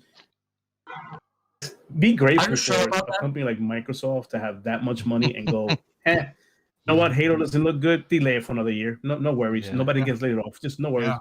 Just delay it, and we'll get it right. Psychonauts 2, no, stop it a little bit. We throw money at you. We want a Series X version too. We want the fans to get what they deserve. Polish it up. I am so grateful for the preference console that I play on. Microsoft can take those chances because they got all that money, and I'm just grateful that they're using it that way. I mean, they could have went a whole different way with it. They could have cut the whole Xbox division and go, the heck with it. We're done. I'm not doing this anymore. And just move on to other things. The fact that they're able to do these kind of choice and decisions when you see what's going on the other end, Japan studios closing and all that kind of stuff, I'm grateful for what Microsoft is doing as far as this console goes. I mean, and to build on what Sensei Kills is saying, I mean, respect and gratitude to all the developers out there. But to be completely honest with you, until Halo Infinite releases, I'm going to be flying my plane into things on Xbox Series X. Yeah. I'm sorry, but that's all people do on Flight Sim. Yeah. I know, but okay. Not flying into things. I'm going to fly to things that I would not normally get the opportunity to see in my lifetime. Yeah, have you seen the new updates they've been showing? They keep doing world updates for free. Where they pick like. They pick like they've been doing like certain countries, and then they add a load of their main landmarks, and they fully, because obviously it auto generates stuff, so they keep adding more and more. Like every month they add like a new country, and they'll add like a new building and all the fancy landmarks in like really good graphics. And they keep doing that. And go, shit, you got Australia now. What? Yeah. Maybe we will finally find a building where with the same formats of the PS5. I mean, I really believe that, everything that we know about DLSS, VRSS. I believe that they are going to do everything they can on Flight Sim to get it as close as they possibly can on Series X to a top level PC. Yeah. Oh yeah. There'll be For ways sure. to do it. There'll be ways they can do it where they'll know exactly how powerful it can run. Because obviously on PCs, everyone's is different. They can get the raw power out of that just from the field of view and stuff. There'll be ways to do it. But honestly, the stuff that's been added since it launched will be absolutely amazing when it comes out on console because it's already there. We don't have to wait for it. We'll get it all straight up. I'll be sitting on my couch going, "Hey, dear, you ever seen Paris before? Here, check it out. Look at this shit." Like, I'm It's just curious. realistic. It's I Like- mean, they're using Google and all types of map things. Yeah. It's all photorealistic sites that you're looking at. These are 3D rendered. Like this is real live what you're looking at when you fly over the cities. So you're not looking at pictures. You're looking at the city, the actual city, through the GPS and the satellite snapshot. That and they use dynamic weather too. So if if you've got a storm over in Paris and you go and fly to Paris, guess what? They're gonna recreate that storm that's happening during your flight. That's crazy. I heard people went to see like hurricanes or tornadoes and stuff like that. Like, Yeah, it's amazing. I'm actually. So cool. I'm actually. I for one, I know. I get a lot of jokes, a lot of rib enders like, "Oh, you don't play like Flight Sim. Who wants to play that?" I'm going, I want to play that. I want to play it because I know it'll be on my Game Pass. I know I can download it. I want to play it. I want to fly over cities I'm probably never going to visit in my life. So how big is that? Yeah. Flight Sim would work really well on Xcloud as well because there's not a huge amount of controls. Really? So, it's probably going to be less gigs than Call of Duty. I don't know. It took a lot of downloading on my laptop when it first came out. I'm never going to see the Great Pyramids, but damn it, I'm going to skim the top of one of them. You're gonna take off the side of it, aren't you? That's it. Yeah. Well, see, that's just it. That's just it. When you crash in Flight Sim, it just goes to a black screen. Yeah. So hopefully the mod support that's on the PC version comes to Xbox. They did say it was going to, but like there's actual companies that all they do is actually release content for this game, third party, and they get paid for it. And they're fantastic. They've been making all the like the smaller airports that obviously haven't been done officially. And you could spend a fortune on it, but you can currently get them on the PC version through the store in game. So it's all supported by Microsoft and that, but developers get like if they sell it, they get obviously I think Microsoft take like 30% or something, but and they get the rest of the developers. But so where Microsoft obviously or whoever the people that are making it, Asobo, are developing the certain areas each time, and they've done the main airports. People are actually making their own airports up to the same standard, and you can sell them on, and then it just installs them into your game, and you can then play from them. And I think that's fantastic. So people it's like the same with Minecraft. Nice. That's awesome. So like where Minecraft people can make worlds and character skins and stuff, and you can buy them in the store in game. You can do it in Flight Sim. I'm sure that'll be supported on console at some point. Yeah, definitely. If not at launch. Sounds cool. At the same time, I mean I don't buy microtransactions. I buy versions of games or add-ons to games. I don't buy microtransactions. But giving me the option to purchase things that are going to make my flight simulator more realistic, I will pay for that over and over. Mm-hmm. If there is a landing strip in Africa that isn't shown on any map, but it costs me $1 to add that rendering into my game, I'm going to get it. Yeah. I'm sorry. I mean, because that is a premier experience. What happens though if you can get your local airport that's only small? Like where I live, we've got an airport that's tiny, but I would love to be able to pay a couple of quid and get it in that game. But hopefully they eventually do it. Do you know what I mean? That's pretty cool. I understand totally. Yeah. I'm so They- looking they forward let to you it. take, It's underrated, but it's going to be great. I can't wait. Oh, it's going to be great. They've even, if you go online and look, you can group up with a bunch of different people.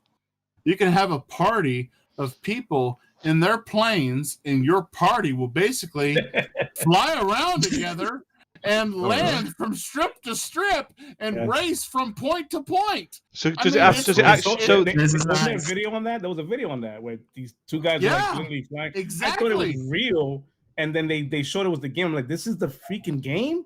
Like, Exactly. so it does have multiplayer then as well. Yeah, that's real. Oh, I didn't know it had Literally multiplayer. just racing each other. We're gonna have to do a round the world race, definitely. We gotta do that. You can party gotta up do that. together. You can party up together, and you can fly in formation, and you can point out like you can race from one airstrip to another, and you can do time trials against each other while you're flying together. You need to do awesome. that when that comes out. That sounds ace. Can you take pictures? Yeah. Well, you'd be Is able that to if game you mode? you could just push a Photo button on has the to be a thing. Xbox. Yeah. Well, there's a certain island down in the Caribbean that is known for some really bad things, like pedophilia. There were a lot of people in groups that were flying down to that island with each other and landing. No where's this comment going? there. Yeah. Cuts, stop that. No. Just that, I don't know what that that's is. it. That's it. Man, Guys. I'm just saying. I saw posts on Twitter where there were people sitting on that island in the runway, just sitting there, and I'm like, why? That's not important at all. I mean, yeah, we know what happened there, but what are you going to find out sitting there in a video game?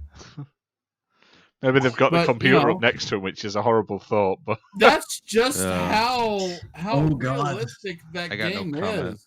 If there is a land strip in that game, you can land on that land. If there's a land strip in the world, they have went out of their way to make sure that you can land on that land strip in that game. yeah, it's amazing, isn't it? It's so I incredible. want to play this. Yeah, I wanna I'm play actually it. just curious with how they are going to do this game for the Sounds Series good. I S. probably will avoid that island, but sounds really good. Oh yeah, me definitely. I'm gonna fly right to Jamaica, and I'm gonna drink some rum, man. I'm gonna smoke some weed, man. I'm not Holy fucking screw shit. that. I'm just going to try and see which weird buildings I can actually land on without crashing. Yes, That's all I want to do. Are Just you land going on to random land on buildings. Are you going to land on the PS5? That's probably something Yeah, I land on the PS5. Yeah, that's too easy. It's that big. That's too easy. Grind the weights, motherfucker. Well, see what's so great about this title. I mean, I've looked into it because I'm so interested in it. But what's so great about Flight Simulator is that the speed of your airplane really doesn't encroach on the speed of your internet because it is cloud based and landscape data cloud based.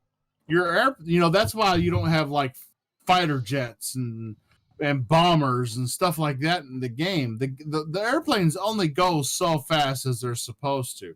Your internet can keep up with that streaming of that Google map, of that Bing map, of that topographical image of that land.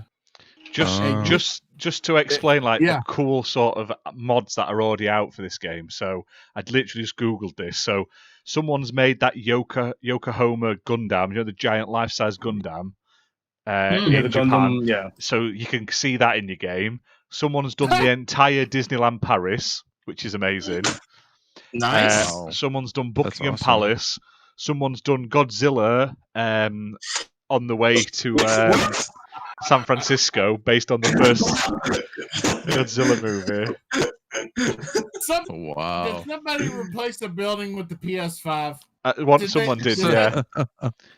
Someone's done Hogwarts. So if you really want to get into it, you can put Hogwarts from Harry Potter in there, and you can fly over it. Wow. I don't know why. Yosemite National Park's been done. Kennedy Space Center's been done. Literally on Google Maps. That's it. No, they've actually modelled it in 3D. Modelled it. Oh, no, God damn it. No. There's so much stuff. I'm just having a look now. If this all comes to the console, it'd be amazing. It'd be so much fun flying around there. Just Godzilla stood there. I would put Godzilla straight in my game. Yeah, for It'll sure. probably come in like mods and stuff like little by little. It won't come out at one time, but it'll probably be the release, over time of the life of that game. Yeah, definitely. I don't know, Sensei. That was an emphasis on the start of the series consoles was mod support. It was. I hope there's more. I hope there's more mods. So all they did on the last gen for mod support was on the Bethesda side, right? With it was just on the Bethesda side. Fallout. Which is Bethesda, Fallout, Skyrim. And now the Scrolls Skyrim, 5. yeah. Yeah. There's So I would love to see that be more supported for like other games. there's Because mods. that's a big big community on There's that, mod the whole support for Surviving Mars on Yeah. Xbox. Really? on Xbox. Yeah. Okay. Oh, so Nice. does what's that other game? Oh, there's a couple of games. What's that one? What is it? Arc? That mod Yeah. support on Arc. Mod Yeah. support. Really? Oh, really? I didn't know that. Okay. So they do have mod support. It's just they need to just like flesh it out more, like Yeah. So advertise it out. I just remembered something about a video that I had watched going back to the flight simulator / party challenges and stuff. Do you all remember or not remember seeing the video of the 4 guys that were sitting on the mountaintop runway? It was like a mountaintop airport. It was a small airport, but they were on a mountaintop, and there were like snow-covered mountains around them, and they were all landed on the mountaintop in the runway or in the taxi section, and they were actually taking turns, seeing who could take off, go around a mountain peak, and come back and land the fastest and the best. I mean, come on now. I could see doing figure eights around the freaking pyramids faster than somebody else, and just sitting there and flying around the desert all day long, looking at archaeological digs. I mean, I'm sorry. Well, I've never been outside the United States, and to me, the allure of being able to fly to literally anywhere I want to fly to is that, to me, if I didn't have an Xbox, that would make me go buy an Xbox. Yeah. I was gonna ask that question to you guys. Actually, man, Bob, you're good. I was gonna ask you guys that. Is this a system seller? Yes. To some I think people, it yes. could be. Yeah, for people that are casuals and really stuff, into this type of game, for sure. If Yeah, you look, especially when you think about it, and you're like, okay, do I want to build a $1,500 PC for this, or if I don't have one, or can I just go out and buy a Series X for $500 and play this? Is this gonna be on the X only, not the S? No, it's on both. the X is going to be on both. I'm curious with how Okay. they are going to Then you can optimize get a for cheaper the ads, console. actually. Next gen cheaper console, and So- so play this. so you've got the Xbox YouTube channel, and then you've got the Asobo YouTube channel, the developers of the game. Mhm. And really, the only people that have really watched those videos are the in the now people, are the end people, the ones that are interested in it. What they need to do is they need to put that shit during a primetime moment on television, show everybody Microsoft Flight Simulator, and say, hey, this is actually a game. You're not watching a live action video. This is a game, and this is where you play it. Because, you could tell somebody till you're blue in the face what this flight simulator looks like, because those of us that have looked for it have seen it on the websites, but those who haven't looked for it don't know what we're talking about. They need to put it out there. Yeah. And then, yes, it will sell millions of consoles. This flight simulator, the first party, will be on Game Pass, free to anybody to play, and it will sell consoles and subscriptions like gangbangers. advertise it to granddads and like parents and stuff. Some people like don't. Yeah. So like they sold the Wii. Like when every grandma had a Wii because they said it was good for them. I mean, I've played a flight simulator before, and it didn't take lightning quick reactions, or it didn't even require you to be familiar with playing video games. This is a flight simulator is a game that anybody, any age, can play and see the world. Really, I don't know if it's really popular with kids though, so I don't know. No, but it's not. They're not the ones that are going to subscribe for it. It's going to be the adults that want that, and those people that used to play Flight Sim as a kid or on an old computer when Flight Sim were last out. Do you know what I mean? Like when they were younger. I think it'll really appeal to them, and they just have to get it out there. Hopefully, they do. We will see. I'm still waiting. Just want to say that I'm still waiting for an ad of Microsoft Flight Simulator where the music I haven't been is. able to hear I can Fabio show for you about the a good world. 30 minutes. I can show you the world. I was just watching the gameplay, There we go. and that raptor kicked your ass. Just wanted to let you know. It did. It did. To be fair, at this point, I was basically playing solo because these guys were just sucking. Oh, never mind. I know exactly how that feels. I feel your pain. Yeah, Totally. yeah. When you die, you have to run all the way back to where. Yeah, that's the one downside of it. We have found though you can sort of like make sort of outposts closer to you, but we didn't realize that when we were playing originally. It doesn't. You can't play the tutorial for Second Extinction in co-op, so we'd all got on formed apart and it wouldn't let us do the tutorial, so we sort of went in blind for the first couple of games and just sort of had to feel our way out. So just put it like this: whenever you play in solo, you know how you're given an A, B, C objective. yeah, I've never even made it to the A. I've made it close, but I haven't made it to it. we did one where you're in this mine and you have to blow this mine up. That was really good. You had to send these mine carts down laden with explosives. That's where I was at. And then you're like running out before it explodes. That's awesome. Really good. Really good. We just I was there.